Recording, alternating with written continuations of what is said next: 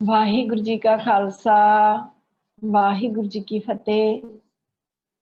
ਅੱਜ 127ਵੇਂ ਦਿਨ ਦੀ ਇਕੱਤਰਤਾ ਦੇ ਵਿੱਚ ਸਭ ਦਾ ਸਵਾਗਤ ਹੈ ਜੀ। ਤੇ ਸਾਰਿਆਂ ਨੂੰ ਉਸ ਵਾਹਿਗੁਰੂ ਦੇ ਨਾਲ ਜੁੜਨ ਦੇ ਲਈ ਜੋ ਬੱਚੇ ਜਾਪ ਦੀ ਸੇਵਾ ਲੈਂਦੇ ਆ ਉਹਨਾਂ ਨੂੰ ਵੀ ਬਹੁਤ-ਬਹੁਤ ਵਧਾਈਆਂ ਜੀ, ਕਿਉਂਕਿ ਸਾਰਿਆਂ ਨੂੰ ਗੁਰੂ ਨਾਲ ਜੋੜਨਾ, ਆਪ ਜੁੜਨਾ ਬਹੁਤ ਵੱਡੀ ਸੇਵਾ ਹੈ ਜੀ। ਸਾਰੇ ਬੱਚਿਆਂ ਨੂੰ ਬੇਨਤੀ ਹੈ ਜਾਪ ਦੀ ਸੇਵਾ, ਕੀਰਤਨ ਦੀ ਸੇਵਾ ਲਿਆ ਕਰੋ ਜੀ। ਅੱਜ ਦੀ ਜਾਪ ਦੀ ਸੇਵਾ ਲੈ ਰਹੇ ਨੇ ਜਸ਼ਨਦੀਪ ਕੌਰ ਜੀ। ਵਾਹਿਗੁਰੂ ਜੀ ਕਾ ਖਾਲਸਾ ਵਾਹਿਗੁਰੂ ਜੀ ਕਾ ਖਾਲਸਾ ਵਾਹਿਗੁਰੂ ਜੀ ਕੀ ਫਤਿਹ ਜੀ। ਹਾਂਜੀ ਆ ਰਹੀ ਹੈ ਜੀ। ਇਕ ਓੰਕਾਰ ਸਤਨਾਮ ਕਰਤਾ ਪੁਰਖ ਨਿਰਭਉ ਨਿਰਵੈਰ ਅਕਾਲ ਮੂਰਤ ਅਜੂਨੀ ਸੈਭੰ ਗੁਰ ਪ੍ਰਸਾਦ। ਇਕ ਓੰਕਾਰ ਸਤਨਾਮ ਕਰਤਾ ਪੁਰਖ ਨਿਰਭਉ ਨਿਰਵੈਰ ਅਕਾਲ ਮੂਰਤ ਅਜੂਨੀ ਸੈਭੰ ਗੁਰ ਪ੍ਰਸਾਦ। ਇਕ ਓੰਕਾਰ ਸਤਨਾਮ ਕਰਤਾ ਪੁਰਖ ਨਿਰਭਉ ਨਿਰਵੈਰ ਅਕਾਲ ਮੂਰਤ ਅਜੂਨੀ ਸੈਭੰ ਗੁਰ ਪ੍ਰਸਾਦ। ਇਕ ਓੰਕਾਰ ਸਤਨਾਮ ਕਰਤਾ ਪੁਰਖ ਨਿਰਭਉ ਨਿਰਵੈਰ ਅਕਾਲ ਮੂਰਤ ਅਜੂਨੀ ਸੈਭੰ ਗੁਰ ਪ੍ਰਸਾਦ। ਇਕ ਓੰਕਾਰ ਸਤਨਾਮ ਕਰਤਾ ਪੁਰਖ ਨਿਰਭਉ ਨਿਰਵੈਰ ਅਕਾਲ ਮੂਰਤ ਅਜੂਨੀ ਸੈਭੰ ਗੁਰ ਪ੍ਰਸਾਦ। ਵਾਹਿਗੁਰੂ ਵਾਹਿਗੁਰੂ ਵਾਹਿਗੁਰੂ ਵਾਹਿਗੁਰੂ ਵਾਹਿਗੁਰੂ। ਵਾਹਿਗੁਰੂ ਜੀ ਕਾ ਖਾਲਸਾ ਵਾਹਿਗੁਰੂ ਜੀ ਕੀ ਫਤਿਹ।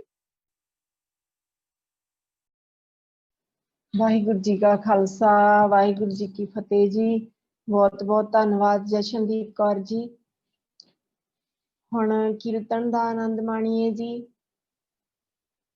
ਸਾਰਿਆਂ ਨੂੰ ਬੇਨਤੀ ਹੈ ਆਪਣੇ ਘਰ ਦੇ ਵਿੱਚ ਬੈਠੇ ਆਪਾਂ ਜ਼ਰੂਰ ਉਸ ਵਾਹਿਗੁਰੂ ਦੇ ਨਾਲ ਜੁੜਿਆ ਕਰੀਏ, ਤਾਂ ਕਿ ਸਾਡਾ ਜਿਹੜਾ ਬਿਰਤੀਆਂ ਖਿੰਡੀਆਂ ਹੋਈਆਂ ਨੇ ਉਹ ਸੁਣਨ ਦੇ ਲਈ ਤਿਆਰ ਹੋ ਜਾਣ। ਸੋ ਕੀਰਤਨ ਦੀ ਸੇਵਾ ਲੈ ਰਹੇ ਨੇ ਜੀ ਪਲਵਿੰਦਰ ਕੌਰ ਜੀ, ਜਸਕਰਨ ਸਿੰਘ ਜੀ, 10 EPP ਨੰਬਰ 10996 10995 ਜੂਨ ਲੁਧਿਆਣਾ ਤੋਂ ਜੀ।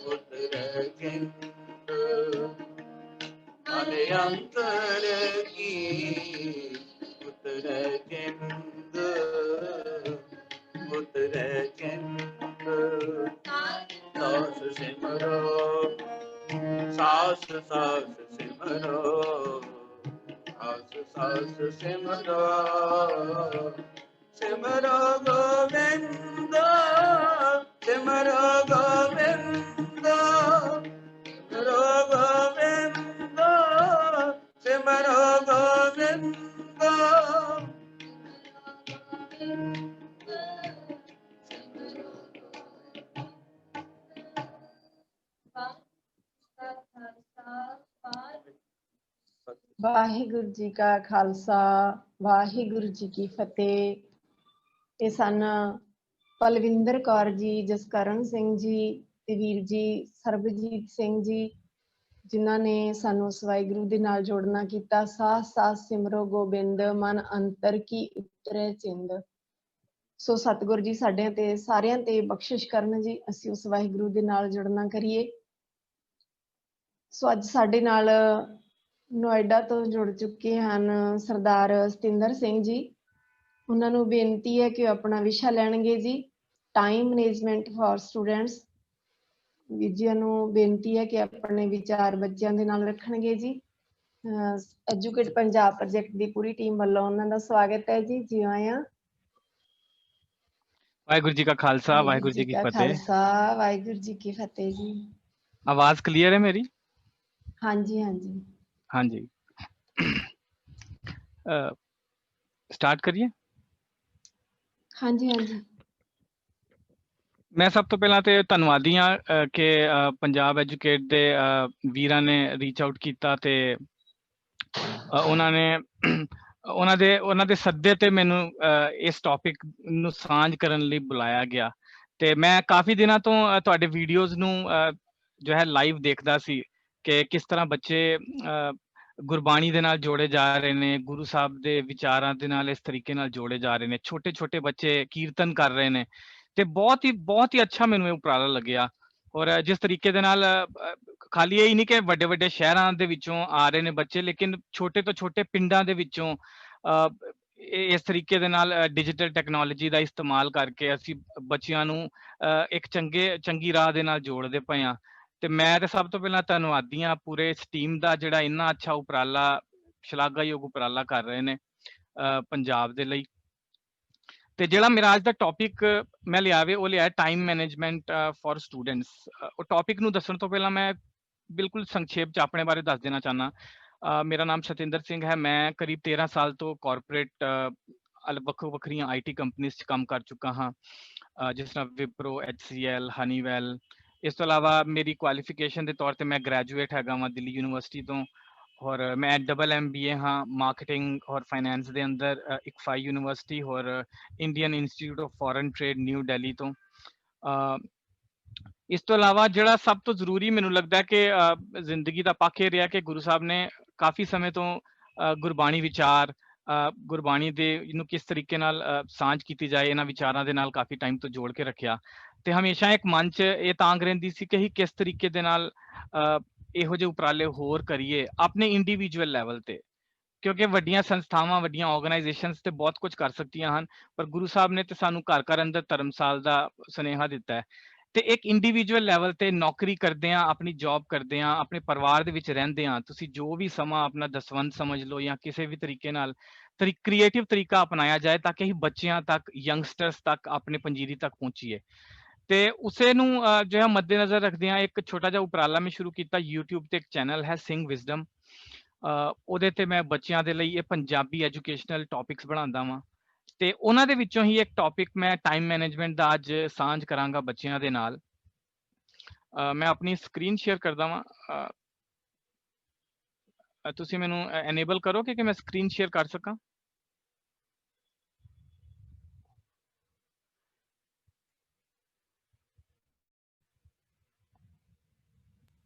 ਵਾਹਿਗੁਰੂ ਜੀ। ਗਗਨਦੀਪ ਸਿੰਘ ਜੀ। ਵਾਹਿਗੁਰੂ ਜੀ। ਹਾਂਜੀ, ਜਿੰਨੀ ਦੇਰ 'ਚ ਮੈਨੂੰ ਮਿਲਦਾ ਹੈ।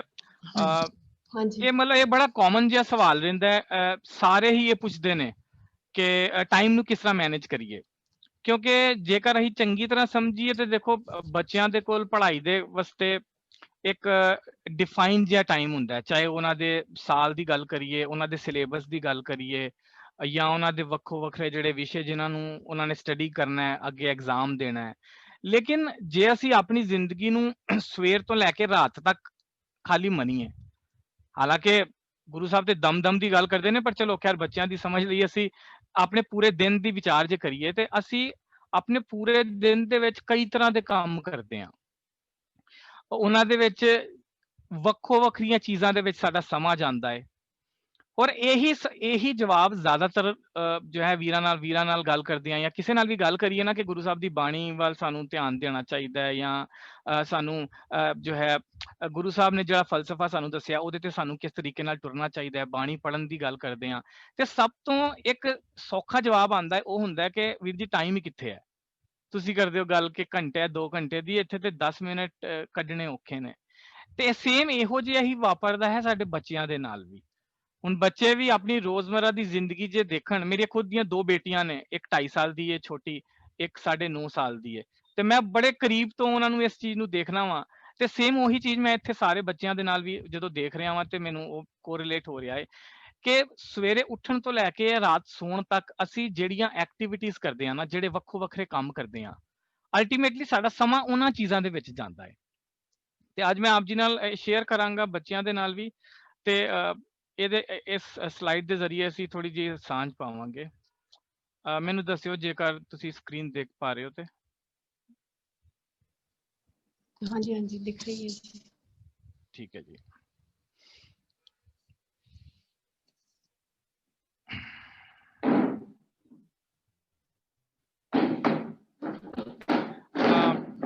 ਤੇ ਅੱਜ ਦਾ ਜਿਹੜਾ ਅਸੀਂ ਵਿਸ਼ਾ ਲਿਆ ਹੈ ਟਾਈਮ ਮੈਨੇਜਮੈਂਟ ਫॉर ਸਟੂਡੈਂਟਸ, ਇਹਦੇ ਵਿੱਚ ਮੈਂ 2 ਚੀਜ਼ਾਂ ਨੂੰ ਇੱਥੇ ਥੋੜਾ ਜਿਹਾ ਸੰਖੇਪ ਚ ਬੱਚਿਆਂ ਦੇ ਨਾਲ ਵੀ ਵਿਚਾਰ ਕਰਨਾ ਚਾਹਾਂਗਾ ਕਿ ਅਸੀਂ ਨਾ ਜਦੋਂ ਆਪਣੇ ਸਵੇਰੇ ਜਦੋਂ ਆਪਣੀ ਦਿਨਚਰਿਆ ਸ਼ੁਰੂ ਕਰਦੇ ਹਾਂ ਜਾਂ ਆਪਣੇ ਜੋ ਸਾਡਾ ਸਮਾਂ ਗੁਜ਼ਰਦਾ ਹੈ, ਤੇ ਅਸੀਂ ਨਾ ਸਾਡੇ ਅਕਸਰ ਜਿਹੜੇ ਸਵਾਲ ਹੁੰਦੇ ਨੇ ਉਹ ਹੁੰਦੇ ਨੇ ਕਿ ਬਈ ਦੁਨੀਆ ਭਰ ਦੀਆਂ ਚਿੰਤਾਵਾਂ ਨੇ, ਅੱਜ ਕੱਲ ਬੱਚਿਆਂ ਨੂੰ ਵੀ ਬੜੀਆਂ ਚਿੰਤਾਵਾਂ ਨੇ।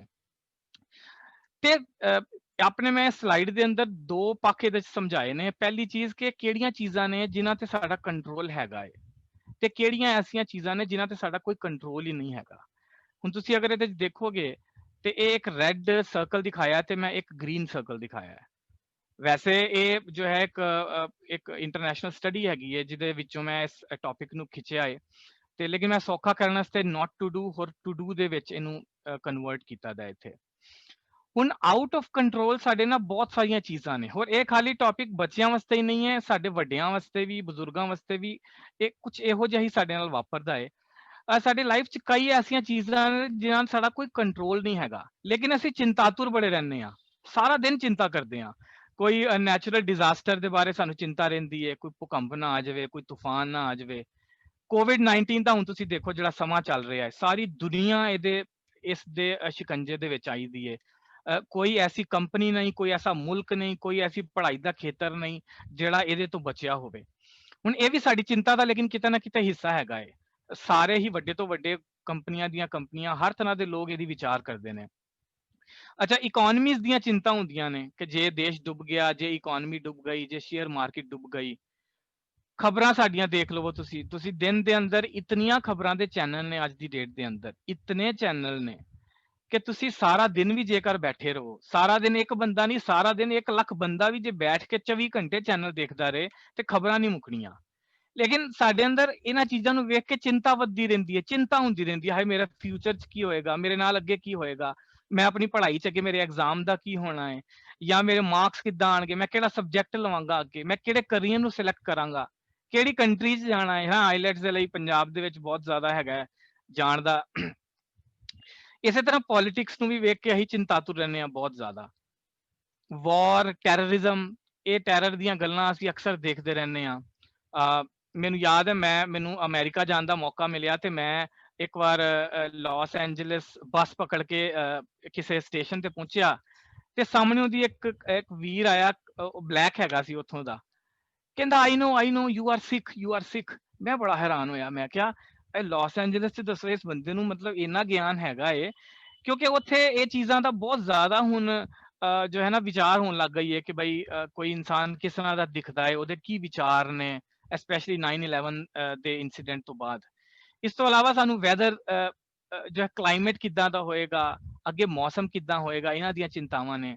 ਦੂਸਰੇ ਕੀ ਕਹਿਣਗੇ, ਇਹ ਤੇ ਇੰਨੀ ਕਾਮਨ ਚਿੰਤਾ ਹੈ, ਸਾਨੂੰ ਸਾਰਿਆਂ ਨੂੰ ਹੀ ਚਿੰਤਾ ਹੁੰਦੀ ਹੈ, ਚਾਹੇ ਅਸੀਂ ਆਪਣੇ ਲਾਈਫ ਸਟਾਈਲ ਨੂੰ ਲੈ ਲਈਏ, ਸਾਡਾ ਜੀਵਨ ਸ਼ੈਲੀ ਹੀ ਕਿਸ ਤਰ੍ਹਾਂ ਬਿਤਾ ਰਹੇ ਹਾਂ, ਸਾਨੂੰ ਇਹ ਬੜੀ ਚਿੰਤਾ ਰਹਿੰਦੀ ਹੈ ਕਿ ਦੂਜੇ ਕੀ ਕਹਿਣਗੇ। ਅਸੀਂ ਕਿੰਨੇ ਹੀ ਚੰਗੇ ਕੰਮ ਤੇ ਇਸ ਕਰਕੇ ਨਹੀਂ ਕਰਦੇ ਕਿ ਵੀ ਦੂਜੇ ਕੀ ਕਹਿਣਗੇ। ਬਈ ਸਾਰਾ ਦਿਨ ਗੁਰੂ ਸਾਹਿਬ ਦੀ ਬਾਣੀ ਹੀ ਪੜ੍ਹਦੇ ਰਹਿੰਦੇ ਨੇ, ਸਾਰਾ ਦਿਨ ਇਹ ਮਤਲਬ ਚੰਗੇ ਕੰਮਾਂ ਦੀਆਂ ਹੀ ਗੱਲਾਂ ਕਰਦੇ ਰਹਿੰਦੇ ਨੇ, ਦੁਨੀਆ 'ਚ ਹੋਰ ਵੀ ਕੰਮ ਕਰਨੇ ਨੇ। ਅੱਛਾ, ਅੱਜ ਕੱਲ੍ਹ ਸਿੰਗਰਾਂ ਦਾ, ਐਕਟਰਾਂ ਦਾ ਬੜਾ ਜੋ ਹੈ ਦੌਰ ਚੱਲਿਆ ਦਾ ਹੈ। ਬੱਚੇ ਸਾਰਾ ਦਿਨ ਜੋ ਹੈ ਗਾਣੇ ਸੁਣ ਰਹੇ ਨੇ, ਮਿਊਜ਼ਿਕ ਦੇਖ ਰਹੇ ਨੇ, ਵੀਡੀਓ ਗੇਮਸ ਦਾ ਬੜਾ ਦੌਰ ਹੈਗਾ ਏ, ਔਰ ਦੂਸਰਿਆਂ ਦੇ ਐਕਸ਼ਨ। ਲੇਕਿਨ ਇਹ ਸਾਰੀਆਂ ਵਿਚਾਰਾਂ ਨੂੰ ਰੱਖਣ ਦਾ ਮੇਰਾ ਮਕਸਦ ਇਹ ਵੇ ਕਿ ਇਹ ਸਾਰੀਆਂ ਚੀਜ਼ਾਂ ਐਸੀਆਂ ਨੇ ਕਿ ਅਸੀਂ ਸਾਰੇ ਚਿੰਤਾਤੁਰ ਤੇ ਰਹਿੰਦੇ ਹਾਂ, ਪਰ ਸਾਡਾ ਕੋਈ ਕੰਟਰੋਲ ਇਹਨਾਂ ਤੇ ਨਹੀਂ ਹੈਗਾ।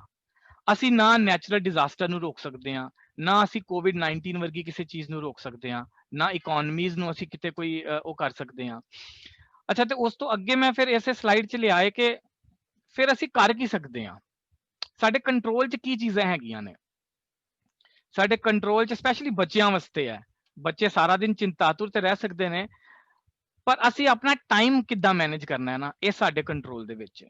ਸਾਨੂੰ ਕਿਸੇ ਸਰਕਾਰ ਦੀ ਅਨੁਮਤੀ ਲੈਣ ਦੀ ਲੋੜ ਨਹੀਂ, ਕਿਸੇ ਇਕੋਨਮੀ ਜਾਂ ਕਿਸੇ ਪੜੋਸੀ ਨੂੰ ਪੁੱਛਣ ਦੀ ਲੋੜ ਨਹੀਂ।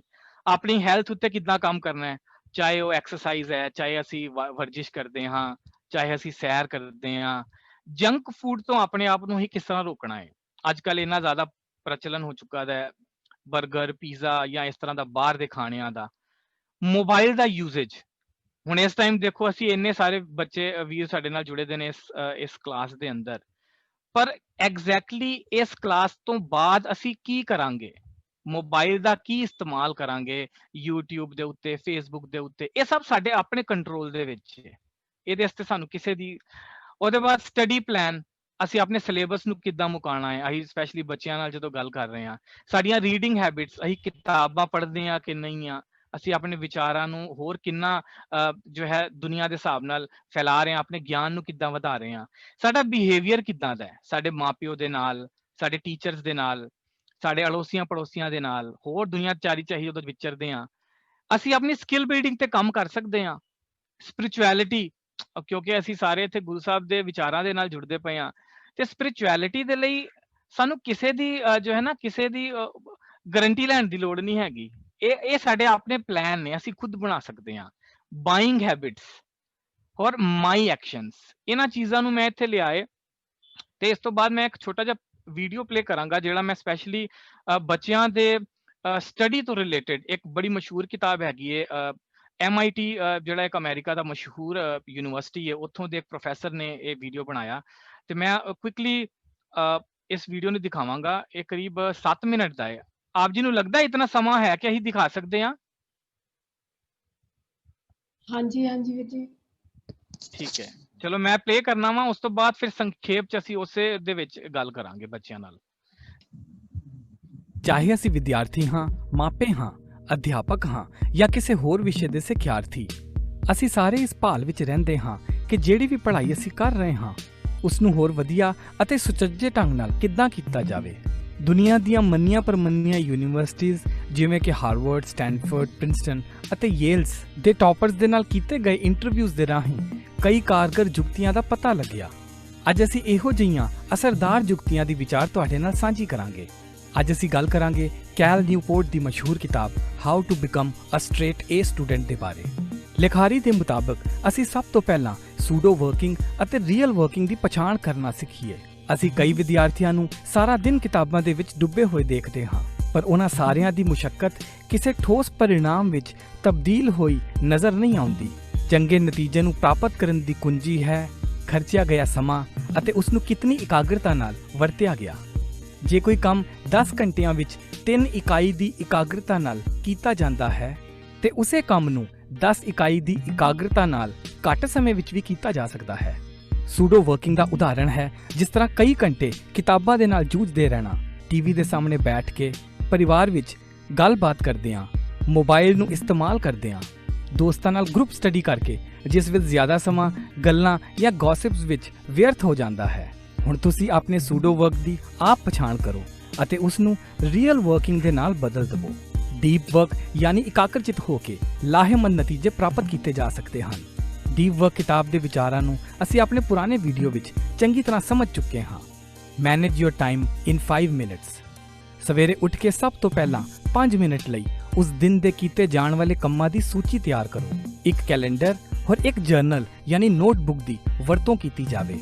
ਹੁਣ ਕੈਲੰਡਰ ਵਿੱਚ ਅੱਜ ਦੇ ਕੀਤੇ ਜਾਣ ਵਾਲੇ ਕੰਮਾਂ ਨੂੰ ਲਿਖਿਆ ਜਾਵੇ ਅਤੇ ਜਰਨਲ ਵਿੱਚ ਅੱਜ ਦੇ ਕੰਮਾਂ ਦੇ ਨਾਲ ਦੂਸਰੇ ਕਾਲਮ ਨੂੰ ਸਾਰੇ ਦਿਨ ਲਈ ਵਰਤੋਂ ਵਿੱਚ ਲਿਆਇਆ ਜਾਵੇ। ਦਿਨ ਵਿੱਚ ਵਿਚਰਦੇ ਹੋਏ ਜੇਕਰ ਕੋਈ ਨਵੇਂ ਕੰਮ ਨਜ਼ਰੀ ਪੈਣ ਤੇ ਉਹਨਾਂ ਨੂੰ ਵੀ ਸੂਚੀ ਵਿੱਚ ਜੋੜ ਲਿਆ ਜਾਵੇ। ਹੁਣ ਰਾਤ ਸੌਣ ਤੋਂ ਪਹਿਲਾਂ ਮੁਕੰਮਲ ਹੋ ਚੁੱਕੇ ਕੰਮਾਂ ਨੂੰ ਕੱਟ ਦਿੱਤਾ ਜਾਵੇ ਅਤੇ ਇਸੇ ਪ੍ਰਕਿਰਿਆ ਨੂੰ ਅਗਲੀ ਸਵੇਰ ਤੋਂ ਇਸੇ ਤਰ੍ਹਾਂ ਫਿਰ ਤੋਂ ਦੁਹਰਾਇਆ ਜਾਵੇ।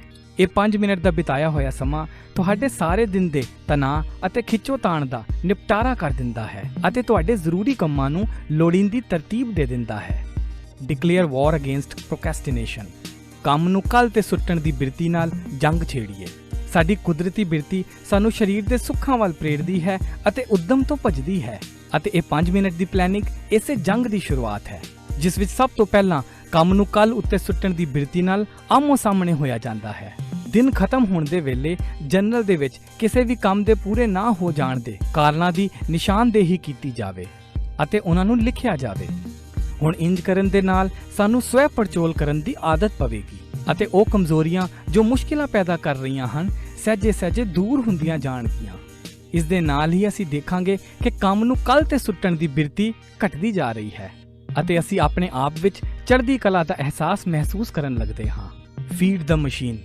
ਕਿਉਂਕਿ ਅਸੀਂ ਸਾਰੇ ਕੰਮ ਆਪਣੇ ਸਰੀਰ ਅਤੇ ਦਿਮਾਗ ਰਾਹੀਂ ਕਰਨੇ ਹਨ, ਇਸ ਕਰਕੇ ਇਹਨਾਂ ਦਾ ਤੰਦਰੁਸਤ ਰਹਿਣਾ ਅਤ ਜ਼ਰੂਰੀ ਹੈ। ਔਰ ਇਹ ਤਾਂ ਹੀ ਹੋ ਸਕਦਾ ਹੈ ਜੇਕਰ ਅਸੀਂ ਆਪਣਾ ਖਾਣ-ਪਾਨ ਸਾਦਾ ਅਤੇ ਸੰਤੋਖਜਨਕ ਰੱਖੀਏ, ਜਿਸ ਵਿੱਚ ਜੰਕ ਫੂਡ ਜਾਂ ਹੋਰ ਕਿਸੇ ਵੀ ਤਰੀਕੇ ਦੇ ਗੰਦੇ-ਮੰਦੇ ਖਾਣੇ ਨੂੰ ਕੋਈ ਵੀ ਥਾਂ ਨਹੀਂ ਮਿਲਣੀ ਚਾਹੀਦੀ ਅਤੇ ਆਪਣੇ ਆਪ ਨੂੰ ਇਹਨਾਂ ਤੋਂ ਦੂਰ ਹੀ ਰੱਖਿਆ ਜਾਵੇ। Make N event out of worst task. ਜੇਕਰ ਕੋਈ ਔਖਾ ਕੰਮ ਸਾਹਮਣੇ ਆਉਂਦਾ ਹੈ, ਉਸ ਲਈ ਇੱਕ ਖਾਸ ਮੌਕਾ, ਥਾਂ ਅਤੇ ਸਮਾਂ ਨਿਸ਼ਚਿਤ ਕਰ ਲਵੋ। ਜਿਵੇਂ ਕਿ ਮੈਂ ਫਲਾਣੇ ਦਿਨ 4 ਘੰਟੇ ਲਈ ਫਲਾਣੀ ਲਾਇਬ੍ਰੇਰੀ ਜਾ ਕੇ ਇਸ ਕੰਮ ਨੂੰ ਪੂਰਨ ਕਰਨਾ ਹੈ, ਜਿਹੜਾ ਕਿ ਚੂਜ਼ਿੰਗ ਹਾਰਡ ਡੇਜ਼ ਦੀ ਫਿਲਾਸਫੀ ਨੂੰ ਚਿੰਨ੍ਹਿਤ ਕਰ ਦਿੰਦਾ ਹੈ। ਅਗਲਾ ਤਰੀਕਾ ਹੈ choose when, where and how long. When ਯਾਨੀ ਕਦੋਂ ਪੜ੍ਹਾਈ ਕਰੀਏ। ਹੁਣ ਇਸ ਲਈ ਸਭ ਤੋਂ ਚੰਗਾ ਸਮਾਂ ਹੈ ਸਵੇਰ ਦਾ ਅੰਮ੍ਰਿਤ ਵੇਲਾ। ਵਿਗਿਆਨਿਕ ਖੋਜ ਵੀ ਇਹੀ ਦਰਸਾਉਂਦੀ ਹੈ ਕਿ ਉਸ ਸਮੇਂ ਸਾਡਾ ਫੋਕਸ ਯਾਨੀ ਇਕਾਗਰਤਾ ਸਭ ਤੋਂ ਜ਼ਿਆਦਾ ਬਣ ਸਕਦੀ ਹੈ, ਕਿਉਂਕਿ ਸਾਡੇ ਦਿਮਾਗ ਦੇ ਸੈੱਲ ਇੱਕੋ ਦਮ ਤਰੋ-ਤਾਜ਼ਾ ਹੁੰਦੇ ਹਨ ਔਰ ਸਾਡਾ ਦਿਮਾਗ ਆਪਣੀ ਡੈਲਟਾ ਸਟੇਟ ਤੋਂ ਬਾਹਰ ਆ ਰਿਹਾ ਹੁੰਦਾ ਹੈ। ਇਸ ਲਈ ਉਸ ਸਮੇਂ ਦੀ ਬੜੀ ਮਹੱਤਤਾ ਹੈ। ਪਰ ਉਸ ਤੋਂ ਇਲਾਵਾ ਜਦੋਂ ਵੀ ਅਸੀਂ ਡੀਪ ਵਰਕ ਲਈ ਇਕਾਗਰ ਹੋ ਸਕਦੇ ਹਾਂ, ਉਹੀ ਸਮਾਂ ਚੰਗਾ ਹੈ। ਪਰ ਇਸ ਗੱਲ ਦਾ ਖਾਸ ਧਿਆਨ ਰੱਖਿਆ ਜਾਏ ਕਿ ਸਾਰੇ ਕੰਮ ਰਾਤ ਦੇ ਖਾਣੇ ਤੋਂ ਪਹਿਲਾਂ ਮੁੱਕ ਜਾਣ ਅਤੇ ਜਿੰਨਾ ਹੋ ਸਕੇ ਰਾਤ ਦੀ ਪੜ੍ਹਾਈ ਤੋਂ ਪਰਹੇਜ਼ ਕੀਤਾ ਜਾਏ ਔਰ ਅੰਮ੍ਰਿਤ ਵੇਲੇ ਦੇ ਸਮੇਂ ਨੂੰ ਹੀ ਚੁਣਿਆ ਜਾਏ। ਵੇਅਰ ਯਾਨੀ ਪੜ੍ਹਾਈ ਕਿੱਥੇ ਕਰਨੀ ਚਾਹੀਦੀ ਹੈ। ਕੋਈ ਵੀ ਐਸੀ ਥਾਂ ਜਿੱਥੇ ਤੁਹਾਡੇ ਧਿਆਨ ਦੇ ਖਿੰਡਣ ਦਾ ਸਬਬ ਨਾ ਹੋਵੇ, ਮਤਲਬ ਡਿਸਟਰੈਕਸ਼ਨ ਫ੍ਰੀ ਜਗ੍ਹਾ ਜਿੱਥੇ ਤੁਸੀਂ ਇਕਾਗਰਤਾ ਨਾਲ ਪੜ੍ਹ ਸਕੋ ਬਿਨਾਂ ਡਿਸਟਰੈਕਸ਼ਨ ਦੇ। ਇਸੇ ਟੌਪਿਕ ਨੂੰ ਅਸੀਂ ਆਪਣੇ ਪੁਰਾਣੇ ਵੀਡੀਓ ਡਿਜੀਟਲ ਮਿਨੀਮਲਿਜ਼ਮ ਵਿੱਚ ਚੰਗੀ ਤਰ੍ਹਾਂ ਸਮਝਿਆ ਸੀ ਕਿ ਕਿਸ ਤਰੀਕੇ ਨਾਲ ਅੱਜ ਦੇ ਸਮੇਂ ਵਿੱਚ ਮੋਬਾਈਲ ਸਭ ਤੋਂ ਵੱਡੀ ਡਿਸਟਰੈਕਸ਼ਨ ਦਾ ਕਾਰਨ ਬਣ ਚੁੱਕਾ ਹੈ। ਹਾਊ ਲੌਂਗ ਲਈ ਵਿਗਿਆਨਿਕ ਖੋਜਾਂ ਦਰਸਾਉਂਦੀਆਂ ਹਨ ਕਿ ਅਗਰ ਅਸੀਂ 50 ਮਿੰਟ ਤੱਕ ਪੜ੍ਹਨ ਤੋਂ ਬਾਅਦ 10 ਮਿੰਟ ਦੀ ਬ੍ਰੇਕ ਲਈਏ, ਪਰ ਇਸ ਬ੍ਰੇਕ ਦੇ ਦੌਰਾਨ ਇਕਾਗਰਤਾ ਨੂੰ ਭੰਗ ਕਰਨ ਵਾਲਾ ਕੋਈ ਵੀ ਕੰਮ ਨਾ ਕੀਤਾ ਜਾਵੇ।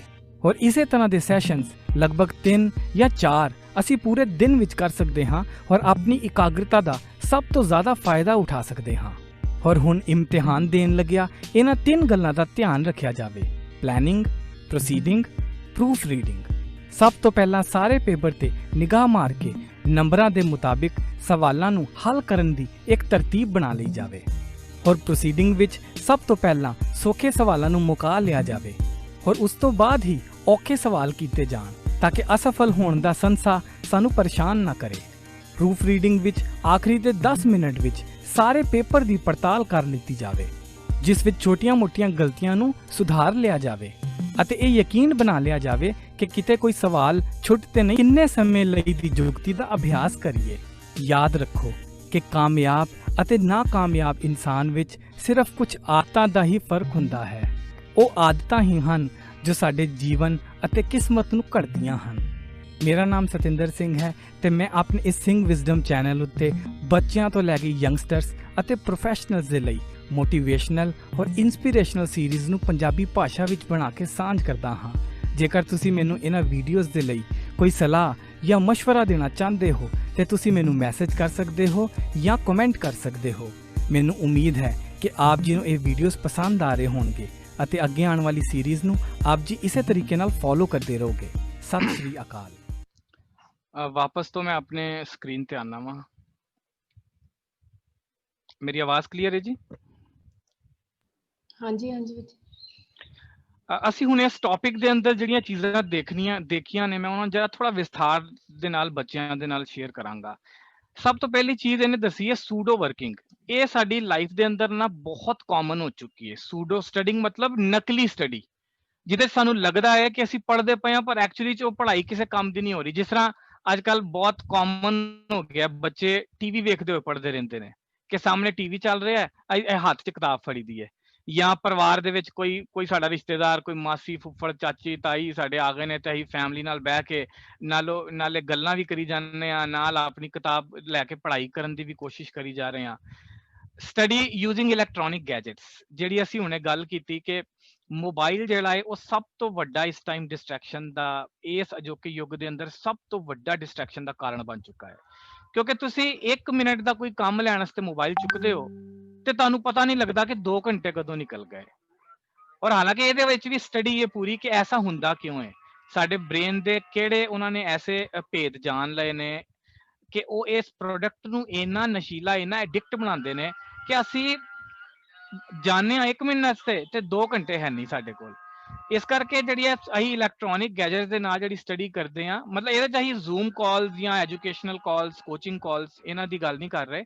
ਅਸੀਂ ਇਹਦੀ ਜਿਹੜੀ ਭੈੜੀ ਵਰਤੋਂ ਹੈ ਇਹਨਾਂ ਚੀਜ਼ਾਂ ਦੀ ਨਾ, ਅਸੀਂ ਉਹਨਾਂ ਦੀ ਵਿਚਾਰ ਇਹਦੇ ਚ ਕਰ ਰਹੇ ਹਾਂ। ਟੈਬਲੇਟ ਨੇ, ਕਈਆਂ ਨੂੰ ਸ਼ੌਂਕ ਹੁੰਦਾ ਰੇਡੀਓ ਚਲਾ ਕੇ ਗਾਣੇ ਸੁਣਦੇ ਹੋਏ, ਹੈ ਨਾ, ਕਿ ਬਈ ਅਸੀਂ ਕੋਈ ਨਾ ਕੋਈ ਸੁਣਦੇ ਰਹਿੰਦੇ ਆ। ਅੱਛਾ, ਬੱਚੇ ਗਰੁੱਪ ਸਟੱਡੀ ਕਰਦੇ ਨੇ ਯਾਰਾਂ ਦੋਸਤਾਂ ਨਾਲ ਜਾ ਕੇ ਕਿ ਬਈ ਮੈਂ ਇਹਦੇ ਨਾਲ ਪੜਾਂਗਾ ਜਾਂ ਮੈਂ ਉਹਦੇ ਨਾਲ ਪੜਾਂਗਾ। ਉਹਦੇ ਚ ਜੇ ਤੇ ਗੱਲਾਂ ਬਾਤਾਂ ਨਹੀਂ ਹੋ ਰਹੀਆਂ ਫਿਰ ਤੇ ਚਲੋ ਕੋਈ ਉਹਦੇ ਚ ਮਕਸਦ ਨਜ਼ਰ ਆਉਂਦਾ, ਪਰ ਜ਼ਿਆਦਾਤਰ ਸਮਾਂ ਜਿਹੜਾ ਹੈ ਉਹ ਗੱਲਾਂ ਬਾਤਾਂ ਦੇ ਨਾਲ, ਉਹ ਠੱਠੇ ਮਸ਼ਕਰੀ ਕਰਦੇ ਗੁਜ਼ਰ ਜਾਂਦਾ ਹੈ। ਇਸ ਜਿਹੜਾ ਇਹ ਰਿਸਰਚਰ ਹੈਗਾ, ਇਹਨੇ ਦੱਸਿਆ ਕਿ ਇਹ ਸੂਡੋ ਸਟੱਡੀ ਹੈ ਔਰ ਰੀਅਲ ਸਟੱਡੀ ਜਿਹੜੀ ਹੈ ਨਾ, ਇਹ ਬਹੁਤ ਦੂਰ ਰਹਿ ਜਾਂਦੀ ਹੈ ਇਹਦੇ ਤੋਂ। ਅਸੀਂ ਆਪਣੀ ਵੀਡੀਓ ਦੇ ਵਿੱਚ ਵੀ ਇਹੀ ਦੇਖਿਆ ਕਿ ਸੂਡੋ ਸਟੱਡੀ ਔਰ ਰੀਅਲ ਸਟੱਡੀ 'ਚ ਇੰਨਾ ਜ਼ਿਆਦਾ ਫਰਕ ਹੁੰਦਾ। ਇਹਦਾ ਪਛਾਣ ਸਾਨੂੰ ਐਜ਼ ਅ ਚਾਈਲਡ ਸਾਨੂੰ ਕਰਨੀ ਬਹੁਤ ਜ਼ਿਆਦਾ ਜ਼ਰੂਰੀ ਹੈ ਕਿ ਅਸੀਂ ਆਪਣਾ ਸਮਾਂ ਕਿੱਥੇ ਬਰਬਾਦ ਕਰ ਰਹੇ ਹਾਂ। ਇਸ ਤੋਂ ਅਲੱਗ ਅੱਗੇ ਇੱਕ ਡੀਪ ਵਰਕ ਦੀ ਇੱਕ ਪੂਰੀ ਥਿਉਰੀ ਹੈਗੀ ਹੈ ਕਿ ਡੀਪ ਵਰਕ ਦਾ ਮਤਲਬ ਹੁੰਦਾ ਹੈ ਕਿ ਤੁਸੀਂ ਭਾਵੇਂ ਅੱਧੇ ਘੰਟੇ ਵਾਸਤੇ ਫੋਕਸ ਨਾਲ ਸਟੱਡੀ ਕਰੋ, ਭਾਵੇਂ 15 ਮਿੰਟ ਵਾਸਤੇ ਫੋਕਸ ਨਾਲ ਸਟੱਡੀ ਕਰੋ, ਲੇਕਿਨ ਉਹ ਫੋਕਸ ਤੁਹਾਡੀ 100% ਕੰਸੈਂਟਰੇਸ਼ਨ ਦੇ ਨਾਲ ਹੋਣਾ ਚਾਹੀਦਾ ਹੈ। ਇਹਦੇ ਵਾਸਤੇ ਨਾ ਮੈਨੂੰ ਬਚਪਨ ਤੋਂ ਆਪਣੇ ਇੱਕ ਕਹਾਣੀ ਯਾਦ ਆਉਂਦੀ ਹੈ। ਅਸੀਂ ਬਚਪਨ 'ਚ ਅਕਸਰ ਸੁਣਦੇ ਹੁੰਦੇ ਸੀ ਕਿ ਬਈ ਇੱਕ ਲੇਡੀ ਹੁੰਦੀ, ਇੱਕ ਭੈਣ ਜੀ ਹੁੰਦੇ ਨੇ, ਉਹ ਇੱਕ ਖੂਹ ਦੇ ਕੋਲ ਜਾ ਕੇ ਨਾ ਰੋਜ਼ ਪਾਣੀ ਕੱਢਦੇ ਸੀ ਆਪਣਾ ਘੜਾ ਲਿਜਾ ਕੇ। ਤੇ ਉਸ ਖੂਹ ਦਾ ਜਿਹੜਾ ਉਹ ਗੋਲਾ ਜਿਹਾ ਬਣਿਆ ਹੁੰਦਾ ਨਾ, ਜਿੱਥੇ ਭਾਂਡੇ ਰੱਖਣ ਦੀ ਥਾਂ ਹੁੰਦੀ ਹੈ, ਤੇ ਉਹ ਜਿਹੜੀ ਉਹ ਬੀਬੀ ਹੈ, ਉਹ ਰੋਜ਼ ਨਾ ਉਸ ਘੜੇ ਨੂੰ ਉੱਥੇ ਹੀ ਰੱਖਦੀ ਸੀ, ਉਸੇ ਜਗ੍ਹਾ ਤੇ ਜਾ ਕੇ। 1 ਦਿਨ, 2 ਦਿਨ, 3 ਦਿਨ, ਤੇ ਉਹ ਕਹਾਣੀ ਜਿਸ ਤਰ੍ਹਾਂ ਮੈਨੂੰ ਯਾਦ ਹੈ ਕਿ ਉਹਦੇ ਚੋਂ ਅੱਗੇ ਦੱਸਦਾ ਹੈ ਕਿ ਉਹ ਜਿਹੜੀ ਥਾਂ ਤੇ ਰੋਜ਼ ਮਟਕਾ ਰੱਖਦੀ ਸੀ ਨਾ, ਉਹ ਉੱਥੇ ਖੱਡਾ ਪੈ ਜਾਂਦਾ, ਉਹ ਮਟਕੇ ਦਾ ਨਿਸ਼ਾਨ ਹੀ ਉਸ ਪੱਥਰ ਦੇ ਉੱਤੇ ਬਣ ਜਾਂਦਾ। ਮਤਲਬ ਮਿੱਟੀ ਨਹੀਂ, ਕੋਈ ਮਾਸ ਨਹੀਂ, ਪੱਥਰ ਦੀ ਗੱਲ ਕਰ ਰਹੇ ਹਾਂ। ਉਸ ਪੱਥਰ ਤੇ ਜਦੋਂ ਬਾਰ-ਬਾਰ ਇੱਕੋ ਚੀਜ਼ ਨੂੰ ਉਸੇ ਤਰਤੀਬ ਨਾਲ, ਉਸੇ ਤਰੀਕੇ ਨਾਲ ਰੱਖਿਆ ਜਾਂਦਾ ਹੈ, ਵਜ਼ਨ ਪਾਇਆ ਜਾਂਦਾ ਹੈ, ਤੇ ਉੱਥੇ ਉਹਦਾ ਨਿਸ਼ਾਨ ਹੀ ਬਣ ਜਾਂਦਾ ਹੈ। ਹੁਣ ਜਦੋਂ ਅਸੀਂ ਸੂਡੋ ਵਰਕਿੰਗ ਦੀ ਗੱਲ ਕੀਤੀ, ਹੋਰ ਡੀਪ ਵਰਕ ਦੀ ਗੱਲ ਕੀਤੀ ਕਿ ਆਪਣਾ ਫੋਕਸ ਬਣਾਈਏ ਕਿੱਦਾਂ, ਸਾਨੂੰ ਇਹ ਸਮਝ ਆ ਗਿਆ ਕਿ ਸਾਨੂੰ ਇਹਨਾਂ ਚੀਜ਼ਾਂ ਦੀ ਚਿੰਤਾ ਕਰਨ ਦੀ ਲੋੜ ਨਹੀਂ ਹੈਗੀ। ਪਰ ਵੈਸੇ ਵੀ ਗੁਰੂ ਸਾਹਿਬ ਕਹਿੰਦੇ ਨੇ ਨਾ ਕਰ ਚਿੰਤਾ ਹੈ ਕਰਤੇ, ਤੇ ਚਲੋ ਉਹਨਾਂ ਪੱਖ ਸਾਨੂੰ ਸਮਝ ਆ ਗਿਆ। ਉਸ ਤੋਂ ਬਾਅਦ ਸਾਨੂੰ ਇਹ ਵੀ ਸਮਝ ਆ ਗਿਆ ਕਿ ਅਸੀਂ ਸਾਡੇ ਕੰਟਰੋਲ 'ਚ ਐਕਚੁਅਲੀ ਹੈਗਾ ਕੀ ਹੈ, ਸਾਡਾ ਖੁਦ ਦਾ ਬਿਹੇਵੀਅਰ, ਸਾਡਾ ਖੁਦ ਦਾ ਟਾਈਮ, ਅਸੀਂ ਲੋਕਾਂ ਨਾਲ ਕਿਸ ਤਰ੍ਹਾਂ ਵਿਚਰਦੇ ਹਾਂ, ਸਾਨੂੰ ਇਹ ਵੀ ਸਮਝ ਆ ਗਈ। ਉਸ ਤੋਂ ਬਾਅਦ ਅਸੀਂ ਵੇਖਿਆ ਕਿ ਸੂਡੋ ਜਿਹੜੀ ਸਟੱਡੀ ਅਸੀਂ ਕਰਦੇ ਹਾਂ, ਜਿਹੜੀ ਨਕਲੀ ਸਟੱਡੀ ਹੈ, ਜਿਹੜੀ ਲੱਗਦੀ ਹੈ ਕਿ ਅਸੀਂ ਸਟੱਡੀ ਕਰ ਰਹੇ ਹਾਂ, ਪਰ ਐਕਚੁਅਲੀ 'ਚ ਉਹਦੇ 'ਚ ਕੋਈ ਲਾਹੇਮੰਦ ਨਤੀਜੇ ਹੀ ਪ੍ਰਾਪਤ ਨਹੀਂ ਕਰ ਰਹੇ ਹਾਂ। ਇਸ ਕਰਕੇ ਸਭ ਤੋਂ ਇੰਪੋਰਟੈਂਟ, ਸਭ ਤੋਂ ਜਿਹੜੀ ਜ਼ਰੂਰੀ ਚੀਜ਼ ਹੋ ਜਾਂਦੀ ਹੈ, ਉਹ ਹੁੰਦਾ ਹੈ ਕਿ ਅਸੀਂ ਫੋਕਸ ਕਿਸ ਤਰ੍ਹਾਂ ਬਣਾਈਏ ਆਪਣਾ। ਹੁਣ ਜਿਸ ਤਰ੍ਹਾਂ ਇਹ ਘੜੇ ਦਾ ਐਗਜ਼ਾਮਪਲ ਬਚਪਨ ਦੀ ਮੈਂ ਕਹਾਣੀ ਤੋਂ ਤੁਹਾਨੂੰ ਦੱਸਿਆ ਹੈ ਕਿ ਉਸ ਖੂਹ ਦੇ, ਜਿਹੜਾ ਖੂਹ ਦਾ ਉਹ ਕਿਨਾਰਾ ਹੈ, ਉੱਥੇ ਪੱਥਰ ਦੇ ਉੱਤੇ, ਕਿਉਂਕਿ ਰੋਜ਼ ਪਾਣੀ ਦਾ ਮਤਲਬ ਉਹ ਮਿੱਟੀ ਦਾ ਬਣਿਆ ਹੋਇਆ ਘੜਾ ਜਦੋਂ ਰੋਜ਼ ਰੱਖਿਆ ਜਾਂਦਾ ਹੈ, ਤੇ ਪੱਥਰ ਦੀ ਉਹ ਸਿਲ ਦੇ ਉੱਤੇ ਵੀ ਨਿਸ਼ਾਨ ਪੈ ਜਾਂਦਾ ਹੈ। ਦੇਖੋ, ਕੁਝ ਐਸੇ ਤਰ੍ਹਾਂ ਹੀ ਨਾ ਸਾਡੇ ਮਸਤਿਸ਼ਕ, ਸਾਡੇ ਬ੍ਰੇਨ ਦੇ ਅੰਦਰ ਵੀ ਵਾਪਰਦਾ ਹੈ। ਜਦੋਂ ਅਸੀਂ ਕਿਸੇ ਚੀਜ਼ ਨੂੰ ਬਾਰ-ਬਾਰ ਲਗਾਤਾਰ ਕੰਟੀਨਿਊਸਲੀ ਕਰਦੇ ਰਹਿੰਦੇ ਆ ਨਾ, ਜਿਸ ਤਰ੍ਹਾਂ ਉਹ ਪੱਥਰ ਦੇ ਵਿੱਚ ਉਹ ਮਿੱਟੀ ਦਾ ਭਾਂਡਾ ਇੱਕ ਆਪਣੀ ਥਾਂ ਬਣਾ ਲੈਂਦਾ ਨਾ, ਐਸੇ ਤਰੀਕੇ ਨਾਲ ਸਾਡੀਆਂ ਜਿਹੜੀਆਂ ਆਦਤਾਂ ਨੇ, ਸਾਡੀਆਂ ਜਿਹੜੀ ਹੈਬਿਟਸ ਨੇ ਨਾ, ਉਹ ਸਾਡੇ ਅੰਦਰ ਪੱਕੀਆਂ ਹੋ ਜਾਂਦੀਆਂ ਨੇ। ਹੁਣ ਅਸੀਂ ਦੇਖੋ ਗੁਰੂ ਸਾਹਿਬ ਨੇ ਦੇਖੋ ਕਿੰਨਾ ਸੌਖਾ, ਗੁਰੂ ਸਾਹਿਬ ਨੇ ਤੇ ਫਲਸਫਾ ਇੰਨੇ ਗਹਿਰਾਈ ਦੇ ਨਾਲ ਖੋਲੇ ਦੇ ਨੇ ਕਿ ਇਹ ਮਤਲਬ ਜੋ ਹੈ ਕਈ ਵਾਰ ਪੜ੍ਹ ਕੇ ਇੰਨਾ ਅਚੰਭਾ ਵੀ ਹੁੰਦਾ ਔਰ ਇੰਨਾ ਉਤਸ਼ਾਹ ਵੀ ਵੱਧਦਾ ਹੈ। ਗੁਰੂ ਸਾਹਿਬ ਕਹਿੰਦੇ ਨੇ ਕਰ ਕਰ ਕਰਨਾ ਲਿਖ ਲੈ ਜਾਓ। ਗੁਰੂ ਸਾਹਿਬ ਨੇ ਕਰਨ ਦੀ ਗੱਲ ਇੱਕ ਵਾਰ ਨਹੀਂ ਕਹੀ, ਉਹਨਾਂ ਨੇ ਕਿਹਾ ਕਰ ਕਰ ਕਰਨਾ। ਮਤਲਬ ਕਿ ਇਹ ਜਿਹੜੀ ਕੰਟੀਨਿਊਸ ਪ੍ਰੈਕਟਿਸ ਜਿਹੜੀ ਬਾਰ-ਬਾਰ ਅਸੀਂ ਕਰਦੇ ਆ ਨਾ ਆਪਣੇ ਆਪ ਦੇ ਨਾਲ, ਮੰਨ ਲਓ ਕੋਈ ਟੌਪਿਕ ਨਹੀਂ ਸਮਝ ਆ ਰਿਹਾ, ਕੋਈ ਵਿਸ਼ਾ ਐਸਾ ਹੈ ਜਿਹੜਾ ਨਹੀਂ ਸਮਝ ਆ ਰਿਹਾ ਸਾਨੂੰ, ਮੈਥਮੈਟਿਕਸ ਦਾ ਹੈ ਜਾਂ ਫਿਜ਼ਿਕਸ ਦੀ ਕੋਈ ਥਿਓਰਮ ਹੈ, ਤੇ ਅਸੀਂ ਜਦੋਂ ਉਹਦੀ ਬਾਰ-ਬਾਰ ਪ੍ਰੈਕਟਿਸ ਕਰਦੇ ਆ ਨਾ, ਤੇ ਉਹ ਸਾਡੇ ਬ੍ਰੇਨ ਦੇ ਅੰਦਰ, ਸਾਡੇ ਮਸਤਿਸ਼ਕ ਦੇ ਅੰਦਰ ਇੱਕ ਜਿਹੜੇ ਸਾਇੰਟਿਸਟ ਕਹਿੰਦੇ ਨੇ, ਉਹ ਕਹਿੰਦੇ ਨੇ ਉਹ ਨਿਊਰੋਪਾਥ ਬਣਾਉਂਦਾ ਹੈ ਆਪਣਾ। ਕਿਉਂਕਿ ਸਾਡੇ ਅੰਦਰ ਸਾਰੇ ਨਿਊਰੋਨਸ ਨੇ ਜਿਹੜੇ ਆ ਸਾਰਾ ਮੈਸੇਜ ਦਿੰਦੇ ਨੇ, ਹੈਬਿਟਸ ਬਣਾਉਂਦੇ ਨੇ, ਸਾਡੀ ਯਾਦਦਾਸ਼ਤ ਸਾਨੂੰ ਕੰਮ ਦਿੰਦੇ ਨੇ ਨਾ। ਤੇ ਇਸੇ ਤਰ੍ਹਾਂ ਇਹ ਜਿਹੜੇ ਨਿਊਰੋਨਸ ਨੇ ਨਾ, ਛੋਟੇ ਨਿਊਰੋਨਸ ਨੇ, ਇਹ ਨਿਊਰੋਨਸ ਦਾ ਆਪਣਾ ਨਿਊਰੋਪਾਥ ਬਣਾ ਲੈਂਦੇ ਨੇ। ਜਦੋਂ ਅਸੀਂ ਕੋਈ ਚੀਜ਼ ਬਾਰ-ਬਾਰ ਉਸੇ ਤਰੀਕੇ ਨਾਲ ਕਰਦੇ ਹਾਂ, ਬਾਰ-ਬਾਰ ਉਸੇ ਤਰੀਕੇ ਨਾਲ ਕਰਦੇ ਹਾਂ, ਜਿਸ ਤਰ੍ਹਾਂ ਭਾਵੇਂ ਸੈਰ ਕਰਨਾ ਵੀ ਇੱਕ ਆਦਤ ਹੈ। ਸਵੇਰੇ ਉੱਠ ਕੇ ਜੇ ਅਸੀਂ ਬਾਣੀ ਪੜ੍ਹਨ ਦੀ ਜੇ ਆਦਤ ਪਾਈਏ, ਹੁਣ ਕਈਆਂ ਨੂੰ ਸਵੇਰੇ ਅੰਮ੍ਰਿਤ ਵੇਲੇ ਉੱਠਣ ਦਾ ਨਹੀਂ ਅਭਿਆਸ ਹੋ ਪਾਉਂਦਾ, ਤੇ ਜਦੋਂ ਉਹ ਅਭਿਆਸ ਅਸੀਂ 1 ਦਿਨ 2 ਦਿਨ 10 ਦਿਨ 15 ਦਿਨ 20 ਦਿਨ ਤੱਕ ਕਰਦੇ ਰਹਿੰਦੇ ਆ ਨਾ, ਇਹ ਕੁਦਰਤ ਦਾ ਸਾਡੀ ਸਰੀਰ ਇੱਕ ਐਸਾ ਕੁਦਰਤ ਦਾ ਆਟੋਮੈਟਿਕ, ਅਸੀਂ ਅੱਜ ਤੇ ਆਟੋਮੈਟਿਕ ਰੋਬੋਟਿਕਸ ਦੇਖਦੇ ਆ ਨਾ ਕਿ ਰੋਬੋਟ ਆਪੇ ਕੰਮ ਕਰ ਰਹੇ ਨੇ। ਇਹ ਗੁਰੂ ਸਾਹਿਬ ਨੇ ਇਹ ਜਿਹੜਾ ਇਨਸਾਨੀ ਜਿਹੜਾ ਸਰੀਰ ਬਣਾਇਆ ਨਾ, ਇਹ ਇੱਕ ਐਸਾ ਰੋਬੋਟ ਹੈ ਕਿ ਇਹ ਤੇ ਪਤਾ ਨਹੀਂ ਆਦਿ ਕਾਲ ਕਦੋਂ ਤੋਂ ਚੱਲਿਆ ਆ ਰਿਹਾ ਹੈ। ਕਿਉਂਕਿ ਜਦੋਂ ਹੀ ਕੋਈ ਚੀਜ਼ ਕੰਟੀਨਿਊਸਲੀ ਬਾਰ-ਬਾਰ ਉਸੇ ਸਮੇਂ ਕਰਦੇ ਰਹਿੰਦੇ ਆ ਨਾ, ਉਹ ਸਾਡੇ ਅੰਤःਕਰਣ ਦੇ ਅੰਦਰ ਆਟੋਮੈਟਿਕ ਹੋ ਜਾਂਦੀ ਹੈ ਆਪਣੇ ਆਪ ਹੀ। ਸਾਡੇ ਨਿਊਰੋਪਾਥ ਬ੍ਰੇਨ ਦੇ ਵਿੱਚ ਇਸ ਤਰੀਕੇ ਨਾਲ ਬਣ ਜਾਂਦਾ ਹੈ। ਇਸ ਕਰਕੇ ਬਾਰ-ਬਾਰ ਪ੍ਰੈਕਟਿਸ ਕਰਨਾ, ਚਾਹੇ ਉਹ ਆਪਣਾ ਸਿਲੇਬਸ ਹੈ, ਚਾਹੇ ਉਹ ਆਪਣੀ ਸਟੱਡੀ ਹੈ, ਚਾਹੇ ਇਨਫੈਕਟ ਅਧਿਆਪਕਾਂ ਵਾਸਤੇ, ਟੀਚਰਾਂ ਵਾਸਤੇ ਵੀ ਉਹਨਾਂ ਨੇ ਕੋਈ ਚੈਪਟਰ ਪੜ੍ਹਾਉਣਾ ਹੈ, ਕੋਈ ਚੈਪਟਰ ਨਹੀਂ ਸਮਝ ਆ ਰਿਹਾ ਨਾ, ਇਹ ਜਿਹੜਾ ਪ੍ਰੈਕਟਿਸ ਵਾਲਾ ਗੁਰੂ ਸਾਹਿਬ ਨੇ ਸਾਨੂੰ ਫਲਸਫਾ ਵੀ ਦਿੱਤਾ ਹੈ, ਕਰ ਕਰ ਕਰਨਾ ਲਿਖ ਲੈ ਜਾਓ, ਆਪ ਬੀਜ ਆਪੇ ਹੀ ਖਾਓ। ਕਰਨੀ ਹੋਏ ਵਿਚਾਰ, ਗੁਰੂ ਸਾਹਿਬ ਕਹਿੰਦੇ ਨੇ ਕਿ ਤੁਸੀਂ ਜੋ ਇਸ ਮੂਮੈਂਟ ਦੇ ਅੰਦਰ, ਆਪਣੇ ਪ੍ਰੈਜ਼ੈਂਟ ਦੇ ਅੰਦਰ ਜੋ ਕਰ ਰਹੇ ਹੋ ਨਾ, ਇਸ ਖਲਕਤ ਦੇ ਅੰਦਰ ਸਿਰਫ ਉਸੇ ਦਾ ਵਿਚਾਰ ਹੈਗਾ ਹੈ, ਹੋਰ ਕੁਝ ਨਹੀਂ ਹੈਗਾ। ਅੱਜ ਜਿਹੜਾ ਅਸੀਂ ਇਹ ਵੀਡੀਓ ਸਾਰੇ ਬੈਠ ਕੇ ਇਸ ਟਾਈਮ ਜ਼ੂਮ ਕਾਲ ਤੇ ਇੱਕ ਦੂਸਰੇ ਨਾਲ ਵਿਚਾਰ ਕਰ ਰਹੇ ਹਾਂ ਨਾ, ਇਹ ਵੀ ਕਰ ਕਰਨਾ ਦਾ ਹਿੱਸਾ ਹੈ, ਇਹ ਵੀ ਕਰਨੀ ਹੋਏ ਵਿਚਾਰ ਹੈ। ਇਸੇ ਚੀਜ਼ ਦਾ ਜਿਹੜਾ ਸਾਡੇ ਗਗਨ ਦਮਾਮਾ ਵਾਜਿਓ ਹੁੰਦਾ ਜਦੋਂ ਸਾਡੇ ਅੰਦਰ, ਉਹ ਚੀਜ਼ ਬਾਰ-ਬਾਰ ਜਦੋਂ ਸਾਡੇ ਚੱਲਦੀ ਹੈ ਤੇ ਉਹ ਸਾਡੇ ਦਿਮਾਗ ਦੇ ਅੰਦਰ ਬੈਠ ਜਾਂਦੀ ਹੈ। ਇਸ ਕਰਕੇ ਜਿਹੜਾ ਫੋਕਸ ਦੀ ਸਾਇੰਸ ਹੈ ਨਾ, ਗੁਰੂ ਸਾਹਿਬ ਨੇ ਵੀ ਖੋਲੀ ਹੈ, ਤੇ ਅਸੀਂ ਇਸ ਐਗਜ਼ਾਮਪਲ ਦੇ ਨਾਲ ਵੀ ਇਸੇ ਨੂੰ ਸਮਝਣ ਦੀ ਕੋਸ਼ਿਸ਼ ਕੀਤੀ ਹੈ। ਅੱਗੇ ਅਸੀਂ ਇਹ ਟੌਪਿਕ ਦੇ ਵਿੱਚ ਸਮਝਿਆ ਕਿ 5 ਮਿੰਟ ਦੇ ਵਾਸਤੇ ਨਾ ਸਵੇਰੇ ਉੱਠ ਕੇ ਇੱਕ ਛੋਟਾ ਜਿਹਾ ਟਾਈਮ ਟੇਬਲ ਬਣਾਓ। ਹੁਣ ਮੈਂ ਤੁਹਾਨੂੰ ਇਹਦੇ ਚ ਕੁਝ ਇੱਕ ਚੀਜ਼ਾਂ ਦੱਸਾਂਗਾ। ਇਹਦੇ ਚ ਮੈਂ ਟੌਪਿਕ ਪੁਆਇੰਟ ਲਿਖੇ ਨੇ, ਸਬਕੌਂਸ਼ੀਅਸ ਰਜਿਸਟਰ। ਕੁਦਰਤ ਨੇ ਸਾਡੇ ਅੰਦਰ ਹੀ ਨਾ ਇੱਕ ਰਜਿਸਟਰ ਬਣਾ ਕੇ ਸਾਨੂੰ ਦਿੱਤਾ ਹੈ, ਸਾਡੇ ਅੰਤःਕਰਨ ਦਾ, ਸਾਡੇ ਸਬਕੌਂਸ਼ੀਅਸ ਦਾ। ਜਦੋਂ ਅਸੀਂ ਕੋਈ ਚੀਜ਼ ਨੂੰ ਉੱਥੇ ਬਾਰ-ਬਾਰ ਇਸ ਤਰੀਕੇ ਨਾਲ ਦਰਜ ਕਰਦੇ ਹਾਂ ਨਾ, ਉਹ ਇੱਕ ਨੈਚੁਰਲ ਰਜਿਸਟਰ ਦੀ ਤਰ੍ਹਾਂ ਕੰਮ ਕਰਦਾ। ਫਿਰ ਤੁਸੀਂ 10 ਦਿਨ ਤੱਕ ਕੋਈ ਕੰਮ, ਫਰਜ਼ ਕਰੋ ਕਿ ਸਵੇਰੇ 5 ਵਜੇ ਉੱਠਣ ਦੀ ਅਸੀਂ ਨਿਯਮ ਬਣਾਉਂਦੇ ਹਾਂ, ਤੁਸੀਂ 10 ਦਿਨ ਤੱਕ ਉਹਨੂੰ ਕਰੋ, 11ਵੇਂ 12ਵੇਂ 13ਵੇਂ ਦਿਨ ਤੁਸੀਂ ਵੇਖੋਗੇ ਉਹ ਰਜਿਸਟਰ ਤੁਹਾਨੂੰ ਆਪੇ ਰਿਮਾਈਂਡਰ ਦੇਗਾ, ਉਹ ਘੜੀ ਦੀ ਘੰਟੀ ਤੁਹਾਡੇ ਬ੍ਰੇਨ 'ਚ ਆਪਣੇ ਆਪ ਵੱਜੇਗੀ, ਹੈ ਨਾ।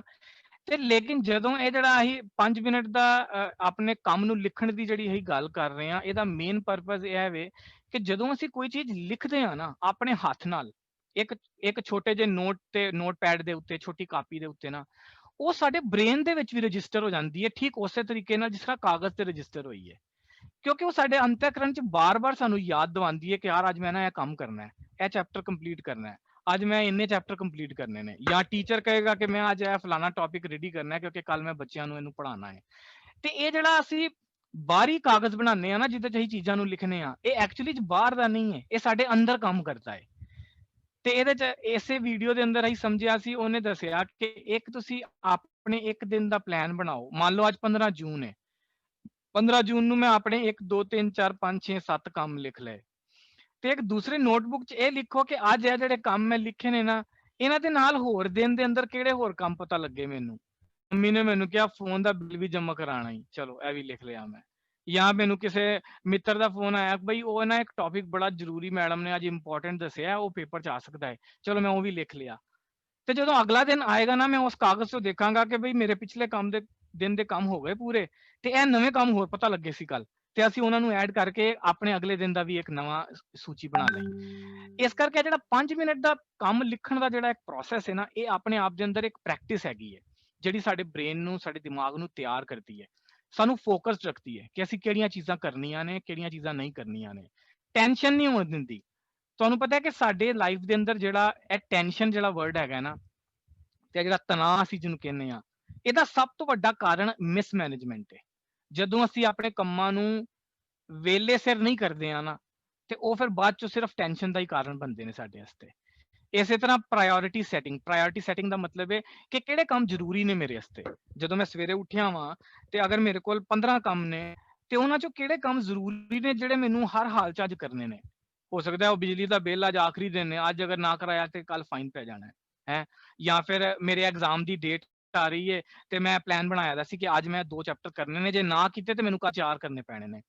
ਇਹ ਜਿਹੜੀ ਪ੍ਰਾਇੋਰਿਟੀ ਹੈ ਨਾ ਆਪਣੇ ਦਿਮਾਗ ਦੇ ਅੰਦਰ, ਇਹਦੀ ਸਾਨੂੰ ਆਦਤ ਪੈਂਦੀ ਹੈ ਬਾਰ-ਬਾਰ ਕਰਨ ਦੀ। ਟਾਈਮ ਮੈਨੇਜਮੈਂਟ ਅਸੀਂ ਸਮਝਿਆ ਕਿ ਅਸੀਂ ਕਿਸ ਤਰ੍ਹਾਂ ਆਪਣੇ ਟਾਈਮ ਨੂੰ ਇਸ ਤਰੀਕੇ ਨਾਲ ਮੈਨੇਜ ਕਰਦੇ ਹਾਂ। ਅਰਜੈਂਟ ਕੀ ਹੈ ਸਾਡੀ ਲਾਈਫ 'ਚ, ਇੰਪੋਰਟੈਂਟ ਕੀ ਹੈ। ਹੁਣ ਕਈ ਕੰਮ ਅਰਜੈਂਟ ਹੋ ਜਾਣਗੇ, ਤੁਸੀਂ ਪਲਾਨ ਬਣਾਇਆ ਹੈ, ਪਤਾ ਲੱਗਿਆ ਕਿ ਮੇਰੀ ਛੋਟੀ ਭੈਣ ਜਿਹੜੀ ਹੈ ਉਹ ਜੋ ਹੈ ਉਹ ਰਕਸ਼ੇ ਤੋਂ ਡਿੱਗ ਗਈ ਹੈ ਤੇ ਪੈਰ ਤੇ ਸੱਟ ਵੱਜ ਗਈ ਹੈ। ਉਹ ਹੁਣ ਕੰਮ ਅਰਜੈਂਟ ਹੈ, ਉਹ ਤੁਹਾਨੂੰ ਕਰਨਾ ਹੀ ਪੈਣਾ ਹੈ। ਤੁਹਾਨੂੰ ਉਹਨੂੰ ਡਾਕਟਰ ਕੋਲ ਲਿਜਾਣਾ ਪੈਣਾ ਹੈ, ਦਵਾਈ ਦਵਾਉਣੀ ਪੈਣੀ ਹੈ, ਪੱਟੀ ਕਰਾਉਣੀ ਪੈਣੀ ਹੈ। ਉਹਨੂੰ ਅਸੀਂ ਅਵੋਇਡ ਨਹੀਂ ਕਰ ਸਕਦੇ। ਲੇਕਿਨ ਜਦੋਂ ਸਾਡੇ ਕੋਲ ਆਪਣੇ ਕਾਗਜ਼ ਦੇ ਵਿੱਚ ਕੁਝ ਲਿਖਿਆ ਦਾ ਹੁੰਦਾ ਹੈ ਨਾ, ਤੇ ਫਿਰ ਅਸੀਂ ਉਹਦੇ ਹਿਸਾਬ ਨਾਲ ਚੱਲਦੇ ਹਾਂ। ਅੱਛਾ ਠੀਕ ਹੈ, ਮੈਂ 4 ਕਰ ਲਏ ਨੇ, 2 ਰਹਿ ਗਏ ਨੇ, ਮੈਂ ਰਾਤ ਤੱਕ ਕਰ ਲਵਾਂਗਾ। ਤੇ ਜੇ ਉਸ ਦੌਰਾਨ ਕੁਝ ਐਸਾ ਕੰਮ ਆ ਗਿਆ ਇਹੋ ਜਿਹਾ ਅਰਜੈਂਟ ਕਿ ਕੋਈ ਡਿੱਗ ਗਿਆ, ਕੋਈ ਹੋਰ ਐਸਾ ਕੰਮ ਆ ਗਿਆ ਜਿਹੜਾ ਮੈਂ ਅਵੋਇਡ ਹੀ ਨਹੀਂ ਕਰ ਸਕਦਾ, ਤੇ ਉਸ ਵੇਲੇ ਅਸੀਂ ਫਿਰ ਉਸ ਪਾਸੇ ਟੁਰ ਪੈਂਦੇ ਹਾਂ। ਤੇ ਅਸੀਂ ਅਲਟੀਮੇਟਲੀ ਕਿਸੇ ਤਰੀਕੇ ਦੀ ਟੈਨਸ਼ਨ ਜਾਂ ਕਿਸੇ ਤਰੀਕੇ ਦੇ ਤਣਾਅ 'ਚ ਨਹੀਂ ਆਉਂਦੇ। ਇਹ ਡਿਪਰੈਸ਼ਨ ਦਾ ਬਹੁਤ ਵੱਡਾ ਕਾਰਨ ਹੈ।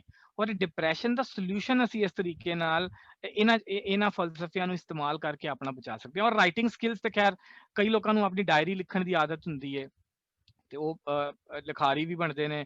ਹੋਰ ਕਈ ਤਰੀਕੇ ਦੀਆਂ ਚੀਜ਼ਾਂ ਨੇ ਜਿਹੜੀਆਂ ਇਸ ਪ੍ਰੈਕਟਿਸ ਦੇ ਨਾਲ ਸਾਨੂੰ ਕੰਮ ਚ ਆਉਂਦੀਆਂ ਨੇ। ਉਸ ਤੋਂ ਬਾਅਦ ਆਖਰੀ ਮੈਂ ਸਲਾਈਡ ਵਿੱਚ ਬਣਾਈ ਸੀ when, where and how long. ਅਸੀਂ ਆਪਣੇ ਵੀਡੀਓ ਦੇ ਅੰਦਰ ਦੇਖਿਆ ਕਿ ਪੜ੍ਹਾਈ ਅਸੀਂ ਕਦੋਂ ਕਰੀਏ। ਹੁਣ ਇਹਦੇ ਅੰਦਰ ਬੜੀਆਂ ਸਾਰੀਆਂ ਵਿਗਿਆਨਿਕ ਖੋਜਾਂ ਆਲਰੇਡੀ ਹੈਗੀਆਂ ਨੇ, ਜਿਹੜੇ ਗੁਰੂ ਸਾਹਿਬ ਸਾਨੂੰ ਅੰਮ੍ਰਿਤ ਵੇਲੇ ਦਾ ਜਦੋਂ ਇੰਪੋਰਟੈਂਸ ਦੱਸਦੇ ਨੇ। ਮਾਰਨਿੰਗ 'ਚ ਜਦੋਂ ਅਸੀਂ ਸਵੇਰੇ ਉੱਠਦੇ ਹਾਂ ਤੇ ਬ੍ਰੇਨ ਦੇ ਜਿਹੜੇ ਸਪੈਸ਼ਲਿਸਟ ਨੇ ਉਹ ਤਾਂ ਕਹਿੰਦੇ ਨੇ ਜੀ ਉਹ ਡੈਲਟਾ ਸਟੇਜ ਤੇ ਆਉਂਦਾ, ਉਹ ਅਲਫਾ ਸਟੇਜ ਤੇ ਆਉਂਦਾ। ਉਹਨਾਂ ਨੇ ਆਪਣੀ ਕਈ ਤਰੀਕੇ ਦੇ ਗਿਆਨ ਨੂੰ ਇਹਨੂੰ ਐਕਸਪਲੋਰ ਕੀਤਾ ਦਾ ਹੈ। ਲੇਕਿਨ ਉਸ ਤੋਂ ਨਾਲ ਨਾਲ ਅਸੀਂ ਅਗਰ ਇਹ ਦੇਖੀਏ, ਜਿਹੜੇ ਅਗਰ ਨਿਊਰੋਨਸ ਦੇ ਨਾਲ ਸਾਡਾ ਬ੍ਰੇਨ ਚੱਲਦਾ ਹੈ, ਤੇ ਜਦੋਂ ਅਸੀਂ ਸਵੇਰੇ ਉੱਠਦੇ ਹਾਂ ਨਾ, ਇੱਕਦਮ ਤਰੋ ਤਾਜ਼ਾ ਹੁੰਦੇ ਨੇ, ਇੱਕਦਮ ਫਰੈਸ਼ ਹੁੰਦੇ ਨੇ। ਔਰ ਸਾਡੇ ਸਬਕੌਂਸ਼ੀਅਸ, ਸਾਡੇ ਅੰਤःਕਰਨ ਤੱਕ ਉਹ ਚੀਜ਼ ਜਾਂਦੀ ਹੈ ਜਿਹੜੀ ਅਸੀਂ ਸਵੇਰੇ ਉੱਠ ਕੇ ਅੰਮ੍ਰਿਤ ਵੇਲੇ ਜਿਸ ਚੀਜ਼ ਦੀ ਅਸੀਂ ਪ੍ਰੈਕਟਿਸ ਕਰਦੇ ਹਾਂ। ਤੇ ਵੈਨ ਦੇ ਵੇਲੇ ਇਹ ਟਾਈਮ ਜਿਹੜਾ ਸਵੇਰ ਦਾ ਇਹ ਬੈਸਟ ਟਾਈਮ ਹੁੰਦਾ ਹੈ। ਪਰ ਰਾਤ ਦੀ ਸਟੱਡੀ ਜਿੰਨੀ ਹੋ ਸਕੇ ਅਵੋਇਡ ਕੀਤੀ ਜਾਵੇ, ਕਿਉਂਕਿ ਅਸੀਂ ਸੋਚ ਤੇ ਲੈਂਦੇ ਆ ਕਿ ਰਾਤ ਨੂੰ ਜੋ ਹੈ ਕੋਈ ਰੋਲਾ ਰੱਪਾ ਨਹੀਂ ਹੈਗਾ, ਸ਼ਾਂਤੀ ਹੈ ਜਾਂ ਇਸ ਤਰੀਕੇ ਨਾਲ ਨਾ, ਲੇਕਿਨ ਉਹ ਕੁਦਰਤੀ ਨਹੀਂ ਹੈ। ਉਹ ਕਿਤੇ ਨਾ ਕਿਤੇ ਅਸੀਂ ਆਪਣੇ ਆਪ ਨੂੰ ਨਾ ਇੱਕ ਸਟਰਗਲ ਚ ਪਾ ਰਹੇ ਹਾਂ ਉਹਨੂੰ ਕਰਨ ਦੇ ਵਿੱਚ। ਦੂਸਰਾ ਇਹਦੇ ਚ ਮੈਂ ਗੱਲ ਕੀਤੀ ਸੀ ਵੇਅਰ ਦੀ। ਹੁਣ ਵੇਅਰ ਦੇ ਅੰਦਰ ਬੜਾ ਸੌਖਾ ਜਿਹਾ ਤਰੀਕਾ ਹੈ। ਕੋਈ ਵੀ ਐਸੀ ਨਵੇਕਲੀ ਥਾਂ, ਭਾਵੇਂ ਤੁਹਾਡੇ ਘਰ ਦੇ ਅੰਦਰ ਹੋਵੇ, ਜੇ ਤੁਹਾਡੇ ਘਰ ਦੇ ਅੰਦਰ 2 ਕਮਰੇ ਨੇ ਜਾਂ 3 ਕਮਰੇ ਨੇ, ਕੋਈ ਐਸਾ ਕਮਰਾ ਸਾਡਾ ਸਪੈਸ਼ਲ ਕੋਈ ਸਟੱਡੀ ਰੂਮ ਹੋਵੇ, ਕੋਈ ਐਸੀ ਥਾਂ ਜੇ ਗੁਰੂ ਸਾਹਿਬ ਵਾਸਤੇ ਵੀ ਇੱਕ ਥਾਂ ਬਣਾਈ ਦੀ ਹੁੰਦੀ ਹੈ। ਤੇ ਇਸ ਤਰੀਕੇ ਦਾ ਕੋਈ ਨਵੇਕਲੀ ਜਗ੍ਹਾ ਜਿੱਥੇ ਡਿਸਟਰੈਕਸ਼ਨ ਨਾ ਹੋਵੇ। ਔਰ ਡਿਸਟਰੈਕਸ਼ਨ ਤੋਂ ਸਿੱਧਾ ਭਾਵ ਹੈ ਪਹਿਲੀ ਚੀਜ਼ ਅੱਜ ਦੇ ਬੱਚਿਆਂ ਵਾਸਤੇ ਮੋਬਾਈਲ, ਆਈਪੌਡ, ਟੈਲੀਵਿਜ਼ਨ, ਇਹ ਸਾਡੇ ਵਾਸਤੇ ਸਭ ਤੋਂ ਵੱਡੀ ਡਿਸਟਰੈਕਸ਼ਨ ਹੈ। ਅਸੀਂ ਲੋਕ ਕਹਿੰਦੇ ਹਾਂ ਕਿ ਮਲਟੀਟਾਸਕਿੰਗ ਕਰਨੇ ਚਾਹੀਦੇ ਨੇ, ਸਾਨੂੰ ਅੱਜ ਕੱਲ੍ਹ ਸਾਰੇ ਕੰਮ ਆਉਣੇ ਚਾਹੀਦੇ ਨੇ। ਲੇਕਿਨ ਜਿਹੜੇ ਰਿਸਰਚਰਸ ਨੇ ਨਾ, ਉਹ ਇਹ ਦੱਸਦੇ ਨੇ ਕਿ ਜਦੋਂ ਅਸੀਂ ਇੱਕ ਕੰਮ ਤੋਂ ਆਪਣੀ ਇਕਾਗਰਤਾ ਹਟਾ ਕੇ ਦੂਸਰੇ ਕੰਮ ਵੱਲ ਜਾਂਦੇ ਹਾਂ ਨਾ, ਤੇ ਸਾਡਾ ਜਿਹੜਾ ਫੋਕਸ ਹੈ ਉਹ ਕੁਝ ਫੀਸਦੀ ਘਟ ਜਾਂਦਾ ਹੈ। ਉਹਦੇ ਅੰਦਰ 15, 20, 30% ਫੀਸਦੀ ਦੀ ਜੋ ਹੈ ਗਿਰਾਵਟ ਆ ਜਾਂਦੀ ਹੈ। ਤੇ ਉਹ ਮਲਟੀਟਾਸਕਿੰਗ ਕਾਹਦਾ ਹੋਇਆ, ਅਸੀਂ 4 ਕੰਮ ਲੈ ਕੇ ਬਹਿ ਗਏ, ਚੱਜ ਨਾਲ ਕੋਈ ਵੀ ਨਾ ਕੀਤਾ।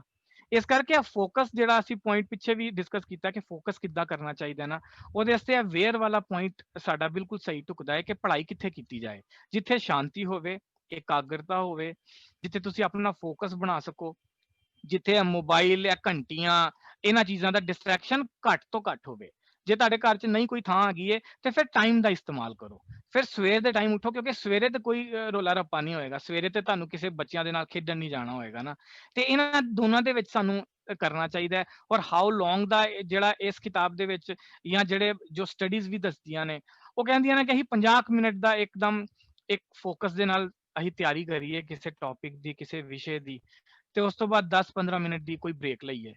ਲੇਕਿਨ ਜਦੋਂ ਅਸੀਂ ਬ੍ਰੇਕ ਲਈਏ, ਜਦੋਂ ਅਸੀਂ ਥੋੜਾ ਜਿਹਾ ਵਕਫਾ ਪਾਈਏ ਆਪਣੇ ਦੂਸਰੀ ਸਿਟਿੰਗ ਵਾਸਤੇ, ਦੂਸਰੀ ਬੈਠਕ ਵਾਸਤੇ, ਇਹ ਚੀਜ਼ ਦਾ ਧਿਆਨ ਰਹੇ ਕਿਤੇ ਇਹ ਨਾ ਹੋਏ ਕਿ ਉਹ 10 ਮਿੰਟ ਚ ਹੀ ਜੋ ਹੈ ਉਹ ਕੌਣ ਬਣੇਗਾ ਕਰੋੜਪਤੀ ਵੇਖਣ ਲੱਗ ਗਏ ਆ, ਜਾਂ ਅਸੀਂ ਜੋ ਹੈ ਟੀਵੀ ਤੇ ਜਾ ਕੇ ਕਪਿਲ ਸ਼ਰਮਾ ਸ਼ੋ ਵੇਖ ਰਹੇ ਆ ਜਾਂ ਫੇਸਬੁੱਕ ਖੋਲ ਕੇ ਬੈਠ ਗਏ ਆ, ਕਿਉਂਕਿ ਉਹਦੇ ਨਾਲ ਤੁਹਾਡਾ ਜਿਹੜਾ ਧਿਆਨ ਹੈ ਉਹ ਫਿਰ ਦੁਬਾਰਾ ਤੋਂ ਟੁੱਟ ਗਿਆ, ਉਹਨੂੰ ਫਿਰ ਦੁਬਾਰਾ ਹੁਣ ਇਕਾਗਰ ਕਰਕੇ ਲਿਆਉਣਾ ਪਏਗਾ। ਇਸ ਕਰਕੇ ਉਸ ਟਾਈਮ ਦੇ ਦੌਰਾਨ ਕੁਝ ਛੋਟਾ ਮੋਟਾ ਕੁਝ ਖਾਇਆ ਜਾ ਸਕਦਾ ਹੈ, ਪਾਣੀ ਪੀ ਸਕਦੇ ਆ, ਜਾਂ ਆਪਣੇ ਆਪ ਨੂੰ ਥੋੜਾ ਫਰੈਸ਼ ਫੀਲ ਕਰਾ ਸਕਦੇ ਆ। ਇਹ ਹਾਊ ਲੌਂਗ ਦਾ ਇਹ ਸਟੱਡੀ ਹੈ, ਲੇਕਿਨ ਇਹ ਕੋਈ ਰੂਲ ਨਹੀਂ ਹੈਗਾ, ਇਹ ਕੋਈ ਕਿਤਾਬ ਨਹੀਂ ਹੈਗੀ, ਹਰ ਕਿਸੇ ਦੇ ਆਪਣੇ ਹਾਲਾਤ ਨੇ, ਔਰ ਇਹ ਜਿੰਨੇ ਵੀ ਵਿਚਾਰਾਂ ਅਸੀਂ ਕਰ ਰਹੇ ਹਾਂ ਇਹ ਸਭ ਦੇ ਹਾਲਾਤਾਂ ਨਾਲ ਵੱਖਰੀਆਂ ਹੋ ਸਕਦੀਆਂ ਨੇ। ਲੇਕਿਨ ਜਿਹੜੀਆਂ ਬੈਸਟ ਪ੍ਰੈਕਟਿਸਿਸ ਨੇ, ਜਿਹੜੀਆਂ ਇਹ ਦੁਨੀਆ ਭਰ ਦੀਆਂ ਟੌਪ ਯੂਨੀਵਰਸਿਟੀਜ਼, ਹਾਰਵਰਡ, ਸਟੈਨਫੋਰਡ, ਇਹਨਾਂ ਦੇ ਟੌਪਰਸ ਦੇ ਨਾਲ ਜਦੋਂ ਡਿਸਕਸ਼ਨ ਕੀਤੀ ਗਈ ਤੇ ਇਹ ਕੁਝ ਕਾਮਨ ਪੁਆਇੰਟ ਸਾਰਿਆਂ ਨੇ ਦੱਸੇ, ਜਿਨ੍ਹਾਂ ਨੂੰ ਮੈਂ ਇਸ ਸਲਾਈਡ ਦੇ ਰਾਹੀਂ ਬੱਚਿਆਂ ਦੇ ਨਾਲ ਇਹਦੀ ਸਾਂਝ ਕੀਤੀ ਹੈ। ਟਾਈਮ ਮੈਨੇਜਮੈਂਟ ਸਭ ਤੋਂ ਜ਼ਿਆਦਾ ਜ਼ਰੂਰੀ ਹੈ, ਸਾਡੀ ਹੈਬਿਟ ਬਿਲਡਿੰਗ ਸਭ ਤੋਂ ਜ਼ਿਆਦਾ ਜ਼ਰੂਰੀ ਹੈ ਕਿ ਸਾਡੀਆਂ ਆਦਤਾਂ ਕਿੱਦਾਂ ਦੀਆਂ ਨੇ। ਆਦਤਾਂ ਦੇ ਲਈ ਲੋਕੀ ਅਕਸਰ ਕਹਿੰਦੇ ਨੇ ਕਿ ਵੀਰ ਜੀ ਆਦਤਾਂ ਕਿੱਥੇ ਬਦਲਦੀਆਂ ਨੇ, ਆਦਤਾਂ ਕਿੱਥੇ ਬਦਲਦੀਆਂ ਨੇ। ਆਦਤਾਂ ਜਿਸ ਤਰੀਕੇ ਨਾਲ ਬਣਦੀਆਂ ਨੇ ਉਸੇ ਤਰੀਕੇ ਨਾਲ ਚੇਂਜ ਵੀ ਕੀਤੀਆਂ ਜਾ ਸਕਦੀਆਂ ਨੇ, ਕਿਉਂਕਿ ਅਸੀਂ ਸਮਝਿਆ ਕਿ ਸਾਡਾ ਬ੍ਰੇਨ ਜਿਹੜਾ ਹੈ ਉਹ ਨਿਊਰੋ ਪਾਰਟਸ ਦੇ ਉੱਤੇ ਕੰਮ ਕਰਦਾ ਹੈ। ਤੇ ਜਦ ਗੁਰੂ ਸਾਹਿਬ ਨੇ ਸਾਨੂੰ ਇਸ ਚੀਜ਼ ਦਾ ਹੁੰਗਾਰਾ ਦੇ ਦਿੱਤਾ ਕਿ ਕਰ ਕਰਨਾ ਲਿਖ ਲੈ ਜਾਓ, ਆਪ ਬੀਜ ਆਪੇ ਹੀ ਖਾਓ, ਨਾਨਕ ਹੁਕਮੀ ਆਓ ਜਾਓ, ਅਸੀਂ ਹੁਕਮ ਦੇ ਵਿੱਚ ਐਂਟਰ ਕਰ ਜਾਂਦੇ ਹਾਂ। ਤੇ ਇਸ ਤਰੀਕੇ ਦੇ ਜਿਹੜੇ ਵਿਚਾਰ ਨੇ ਸਪੈਸ਼ਲੀ ਸਟੂਡੈਂਟਸ ਦੇ ਲਈ, ਬੱਚਿਆਂ ਦੇ ਲਈ ਇਹ ਬੜੇ ਇੰਪੋਰਟੈਂਟ ਨੇ, ਸਾਨੂੰ ਇਹਨਾਂ ਦਾ ਧਿਆਨ ਰੱਖਣਾ ਚਾਹੀਦਾ ਹੈ। ਮੈਂ ਆਪਣਾ ਜਿਹੜਾ ਚੈਨਲ ਦੇ ਵਾਸਤੇ ਮੈਂ ਛੋਟਾ ਜਿਹਾ ਸਿਰਫ ਇੱਕ ਦੱਸਾਂਗਾ ਬਰੀਫ ਦੇ ਵਿੱਚ ਕਿ ਪੰਜਾਬੀ ਦੇ ਵਿੱਚ ਮੈਨੂੰ ਇਹੋ ਜਿਹੇ ਬੜੇ ਘੱਟ ਉਪਰਾਲੇ ਨਜ਼ਰ ਆਉਂਦੇ ਸੀ ਕਿ ਡਿਜੀਟਲ ਮਾਡਰਨ ਟੈਕਨੀਕ ਨੂੰ ਯੂਜ਼ ਕਰਕੇ, ਐਨੀਮੇਸ਼ਨ ਨੂੰ ਯੂਜ਼ ਕਰਕੇ ਅਸੀਂ ਆਪਣੇ ਬੱਚਿਆਂ ਤੱਕ, ਆਪਣੇ ਯੰਗਸਟਰਸ ਤੱਕ ਪੰਜਾਬੀ ਭਾਸ਼ਾ ਦੀ ਜ਼ਿਆਦਾ ਤੋਂ ਜ਼ਿਆਦਾ ਵਰਤੋਂ ਕਰਦੇ ਹੋਏ ਜਾਈਏ। ਚਾਹੇ ਇਹ ਕਿਤਾਬਾਂ ਕੋਈ ਅਧਿਆਤਮਕ ਗੱਲਾਂ ਨਹੀਂ ਕਰਦੀਆਂ, ਦੁਨਿਆਵੀ ਪੱਖ ਤੋਂ ਹੀ ਬਣੀਆਂ ਦੀਆਂ ਨੇ, ਲੇਕਿਨ ਜਦੋਂ ਅਸੀਂ ਸੁਚੱਜੀ, ਸਾਫ਼ ਸੁਥਰੀ, ਇੱਕ ਕੁਆਲਿਟੀ ਵਾਲੀ ਪੰਜਾਬੀ ਇਸਤੇਮਾਲ ਕਰਦੇ ਹਾਂ ਤੇ ਸਾਡਾ ਖੁਦ ਦਾ ਉਤਸ਼ਾਹ ਵੱਧਦਾ ਹੈ, ਸਾਨੂੰ ਆਪਣਾ ਮਨ ਕਰਦਾ ਹੈ। ਗੁਰੂ ਸਾਹਿਬ ਨੇ ਗੁਰਬਾਣੀ ਦੇ ਵੱਲ ਸਾਡਾ ਰੁਝਾਨ ਹੁੰਦਾ ਹੈ। ਇਹਨਾਂ ਵੀਡੀਓਜ਼ ਨੂੰ ਬਣਾਉਣ ਵੇਲੇ ਮੈਂ ਅਕਸਰ ਇਹ ਧਿਆਨ ਰੱਖਣਾ ਵਾ ਕਿ ਗੁਰਬਾਣੀ ਦੇ ਅੱਖਰ ਵਰਤੋਂ 'ਚ ਲਿਆਏ ਜਾਣ। ਜਿਸ ਤਰ੍ਹਾਂ ਹੁਣ ਪੌੜੀਆਂ ਨੇ, ਜਿਸ ਤਰ੍ਹਾਂ ਸ਼ਹਿਰਾਂ ਦੇ ਵਿੱਚ ਅਸੀਂ ਲੋਕ ਰਹਿੰਦੇ ਆ, ਇੱਥੇ ਤੇ ਖੈਰ ਬੜੇ ਸਾਰੇ ਬੱਚੇ ਨੇ ਜਿਹੜੇ ਪੰਜਾਬ ਤੋਂ ਹੀ ਨੇ, ਪਰ ਜੇ ਤੁਸੀਂ ਸ਼ਹਿਰੀ ਜ਼ਿੰਦਗੀ ਦੀ ਗੱਲ ਕਰੋ, ਹੈਦਰਾਬਾਦ, ਬੈਂਗਲੋਰ, ਦਿੱਲੀ, ਗੁੜਗਾਉਂ, ਨੋਇਡਾ, ਇੱਥੇ ਤੇ ਲੋਕਾਂ ਨੇ ਇਸ ਤਰ੍ਹਾਂ ਮਾਡਰਨ ਹੀ ਸਮਝਣ ਲੱਗ ਗਏ ਨੇ ਕਿ ਵੀ ਖਰੇ ਪੰਜਾਬੀ ਹੈ ਨਾ, ਜਿਸ ਤਰ੍ਹਾਂ ਪੌੜੀਆਂ ਹੀ ਆਪਣੇ ਅੱਖਰਾਂ 'ਚ ਨਹੀਂ ਬੋਲਦੇ ਆ ਅੱਜ ਕੱਲ੍ਹ ਭਾਸ਼ਾ ਦੇ ਵਿੱਚ, ਸੀੜੀਆਂ ਬੋਲ ਦਿੰਦੇ ਆ, ਮਾਡਰਨ ਹੋ ਜਾਂਦੇ ਆ, ਸਟੇਅਰਸ ਬੋਲ ਦਿੰਦੇ ਆ ਨਾ। ਲੇਕਿਨ ਗੁਰੂ ਸਾਹਿਬ ਨੇ ਪੌੜੀਆਂ ਸਾਨੂੰ ਬਾਣੀ ਦੇ ਵਿੱਚ ਵੀ ਦੱਸੀਆਂ ਨੇ, ਕਿਉਂਕਿ ਜਦੋਂ ਅਸੀਂ ਕੋਈ ਅੱਖਰ ਨੂੰ ਕਿਸੇ ਨੂੰ ਵਿਸਾਰਦੇ ਆ ਤੇ ਉਸ ਅੱਖਰ ਦਾ ਇਤਿਹਾਸ, ਉਸ ਅੱਖਰ ਦੀ ਆਪਣੀ ਭਾਵਨਾ, ਉਸ ਅੱਖਰ ਦੀ ਸਪਿਰਿਚੁਅਲਿਟੀ, ਉਹਦਾ ਅਧਿਆਤਮ ਵੀ ਵਿਸਰ ਜਾਂਦਾ ਹੈ। ਤੇ ਤਾਂ ਹੀ ਸਾਨੂੰ ਹੋਰ ਵੱਖੋ ਵੱਖਰੇ ਐਕਸਪਲੇਨੇਸ਼ਨ ਬਾਣੀ ਦੇ ਲੱਭਣੇ ਪੈਂਦੇ ਨੇ ਕਿ ਇਹਦੀ ਡੂੰਘਾਈ ਕਿੱਦਾਂ ਲੱਭੀਏ ਇਹਨਾਂ ਅੱਖਰਾਂ ਦੀ। ਤੇ ਇਹ ਵੀ ਇਹਨਾਂ ਵੀਡੀਓਜ਼ ਨੂੰ ਬਣਾਉਣ ਦਾ ਪਰਪਸ ਇਹ ਵੀ ਰਿਹਾ ਕਿ ਅਸੀਂ ਆਪਣੀ ਇੱਕਦਮ ਹਾਈ ਕੁਆਲਿਟੀ, ਸੁੱਚੀ ਔਰ ਉੱਚੀ ਭਾਸ਼ਾ ਦਾ ਵੀ ਇਸਤੇਮਾਲ ਕਰੀਏ। ਗੁਰੂ ਸਾਹਿਬ ਦੀ ਬਾਣੀ ਦੇ ਵਿੱਚ ਜਿਹੜੇ ਅੱਖਰਾਂ ਦਾ ਇਸਤੇਮਾਲ ਹੋਇਆ ਉਹਨਾਂ ਦੀ ਜ਼ਿਆਦਾ ਤੋਂ ਜ਼ਿਆਦਾ ਵਰਤੋਂ ਅਸੀਂ ਕਰੀਏ। ਤੇ ਇਹਨਾਂ ਚੀਜ਼ਾਂ ਨੂੰ ਲੈ ਕੇ ਮੈਂ ਇਹ ਸਾਰੇ ਟੌਪਿਕਸ ਬਣਾਉਂਦਾ ਵਾਂ। ਔਰ ਅੱਜ ਜੋ ਬੱਚਿਆਂ ਦੇ ਨਾਲ ਮੈਂ ਸਾਂਝ ਕੀਤੀ ਹੈ ਇਹ ਵੀ ਕਿਸੇ ਇੱਕ ਪਾਰਟਿਕੂਲਰ ਟੌਪਿਕ ਦੇ ਉੱਤੇ ਕੀਤੀ ਹੈ। ਟੌਪਿਕ ਹੋਰ ਵੀ ਹਨ, ਟਾਈਮ ਮੈਨੇਜਮੈਂਟ ਦੀਆਂ ਆਪਣੀਆਂ ਕੁਝ ਗਹਿਰਾਈਆਂ ਨੇ, ਉਹਦੇ 'ਚ ਹੋਰ ਬਹੁਤ ਡੀਪ ਟੌਪਿਕਸ ਵੀ ਹੈਗੇ ਨੇ ਜਿਹਦੇ ਅੰਦਰ hour to hour, minute to minute ਅਸੀਂ ਕਿਹੜੀਆਂ ਚੀਜ਼ਾਂ ਕਦੋਂ ਕਿਸ ਤਰ੍ਹਾਂ ਕਰਦੇ ਹਾਂ ਉਹਨਾਂ ਦੇ ਉੱਤੇ ਵੀ ਵਿਚਾਰਾਂ ਹੋ ਸਕਦੀਆਂ ਨੇ। ਪਰ ਅੱਜ ਦਾ ਜੋ ਮੈਨੂੰ ਸਮਾਂ ਦਿੱਤਾ ਗਿਆ ਸੀ 4:50-52 ਹੋ ਗਏ ਨੇ। ਮੈਂ ਕੋਸ਼ਿਸ਼ ਕੀਤੀ ਹੈ ਕਿ ਮੈਂ ਓਨੇ ਸਮੇਂ ਦੇ ਅੰਦਰ ਆਪਣੇ ਜੇ ਕੋਈ ਸਵਾਲ ਹੈ ਜਾਂ ਟੀਚਰਾਂ ਦਾ, ਅਧਿਆਪਕਾਂ ਦਾ ਜੇ ਕੋਈ ਸਵਾਲ ਹੈ ਤੇ ਜੇ ਮੈਂ ਉਹਦਾ ਜਵਾਬ ਦੇ ਸਕਾਂ।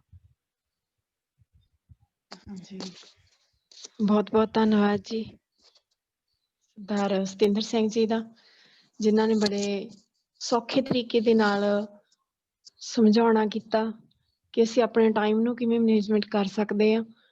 ਤੇ ਸਭ ਤੋਂ ਇੱਕ ਹੋਰ ਗੱਲ ਕਹੀ ਕਿ ਅਸੀਂ ਜਿਹੜੇ ਸ਼ਬਦ ਵਿਸਾਰਦੇ ਜਾਂਦੇ ਆ, ਭੁੱਲਦੇ ਜਾਂਦੇ ਆ, ਉਹਨਾਂ ਸ਼ਬਦਾਂ ਨੂੰ ਵੀ ਘਰੇ ਵਰਤੋਂ ਦੇ ਵਿੱਚ ਲਿਆਈਏ ਤਾਂ ਕਿ ਸਾਨੂੰ ਸਾਡੇ ਗੁਰੂਆਂ ਵੱਲੋਂ ਬਖਸ਼ੀ ਹੋਈ ਜਿਹੜੀ ਗੁਰਮੁਖੀ ਪੰਜਾਬੀ ਗੁਰਬਾਣੀ ਪੜ੍ਹਨ ਦੇ ਵਿੱਚ ਵੀ ਸੌਖਾ ਹੋਵੇ। ਸੋ ਹੁਣ ਉਹ ਬੱਚਿਆਂ ਨੂੰ ਬੇਨਤੀ ਹੈ ਜਿਨ੍ਹਾਂ ਦੇ ਹੈਂਡ ਰੇਜ਼ ਨੇ, ਕਿ ਜਿਨ੍ਹਾਂ ਦੇ ਸਵਾਲ ਨੇ ਇਸ ਵਿਸ਼ੇ ਨਾਲ ਰਿਲੇਟਡ ਜਿਸ ਬੱਚੇ ਦੇ ਸਵਾਲ ਨੇ ਉਹੀ ਹੈਂਡ ਰੇਜ਼ ਕਰਨਗੇ ਜੀ ਤੇ ਉਹਨਾਂ ਬੱਚਿਆਂ ਨੂੰ ਲਿਆ ਜਾਵੇਗਾ। ਹਾਂਜੀ ਵਾਹਿਗੁਰੂ ਜੀ ਕਾ ਖਾਲਸਾ ਵਾਹਿਗੁਰੂ ਜੀ ਕੀ ਫਤਿਹ।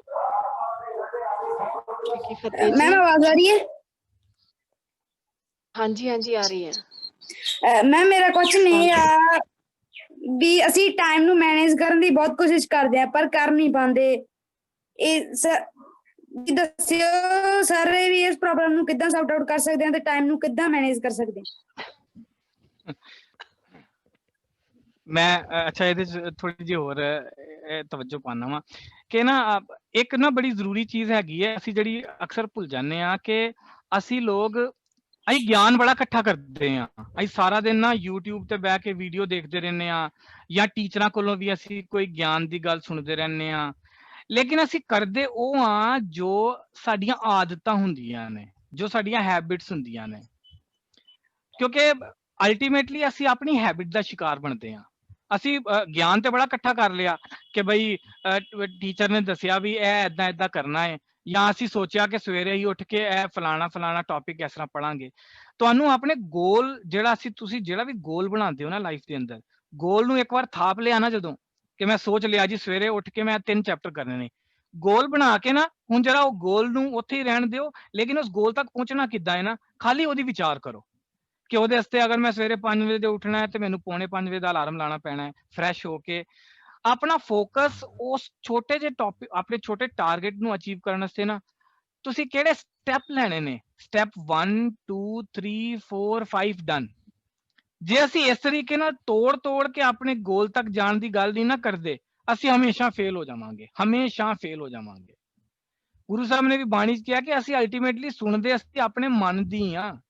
ਸਾਨੂੰ ਟੀਚਰ ਕਹਿ ਲਵੇ ਪੇਰੈਂਟਸ ਕਹਿ ਲੈਣ ਪੜੋਸੀ ਕਹਿ ਲੇ ਭਾਈ ਜੀ ਕਹਿ ਲੈਣ ਅਸੀਂ ਸੁਣਦੇ ਆਪਣੇ ਮਨ ਦੀ ਆ ਤੇ ਫਿਰ ਕਿਉਂ ਨਾ ਮਨ ਨੂੰ ਹੀ ਬਲਵਾਨ ਬਣਾ ਲਿਆ ਜਾਏ।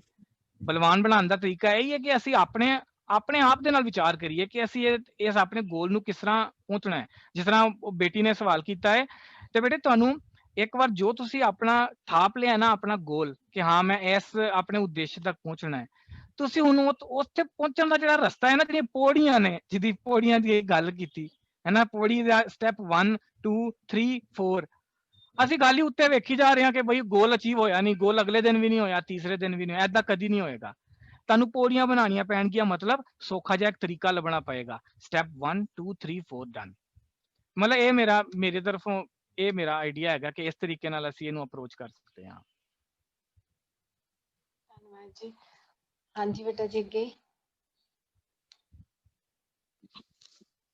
ਵਾਹਿਗੁਰੂ ਜੀ ਕਾ ਖਾਲਸਾ ਵਾਹਿਗੁਰੂ ਜੀ ਕੀ ਫਤਿਹ ਜੀ। ਵਾਹਿਗੁਰੂ ਜੀ ਕੀ ਫਤਿਹ ਜੀ। ਹਾਂਜੀ ਸਰ ਮੇਰਾ ਹਾਂਜੀ ਬੇਟਾ। ਕੁਐਸਚਨ ਇਹ ਸੀ ਕਿ ਕਾਫੀ ਬੱਚੇ ਹੁੰਦੇ ਜਿਹੜੇ ਕਹਿੰਦੇ ਕਿ ਅਸੀਂ ਘਰੋਂ ਸਾਰਾ ਟਾਈਮ ਕਰਕੇ ਜਾਂਦੇ ਪਰ ਟੈਕਸ ਵਿੱਚ ਸਾਲ ਲੱਗ ਜਾਂਦੇ ਇਹਨਾਂ ਕੀ ਰੀਜ਼ਨ। ਵਾਹਿਗੁਰੂ ਜੀ ਬੇਟਾ ਤੁਹਾਡੀ ਆਵਾਜ਼ ਨਾ ਕੱਟ ਕੇ ਆ ਰਹੀ ਹੈ ਤੇ ਤੁਸੀਂ ਵੀਡੀਓ ਬੰਦ ਕਰਕੇ ਬੋਲੋ। ਹੁਣ ਬੋਲੋ। ਵਾਹਿਗੁਰੂ ਜੀ। ਵਾਹਿਗੁਰੂ ਜੀ। ਹਾਂਜੀ ਹੁਣ ਬੋਲੋ।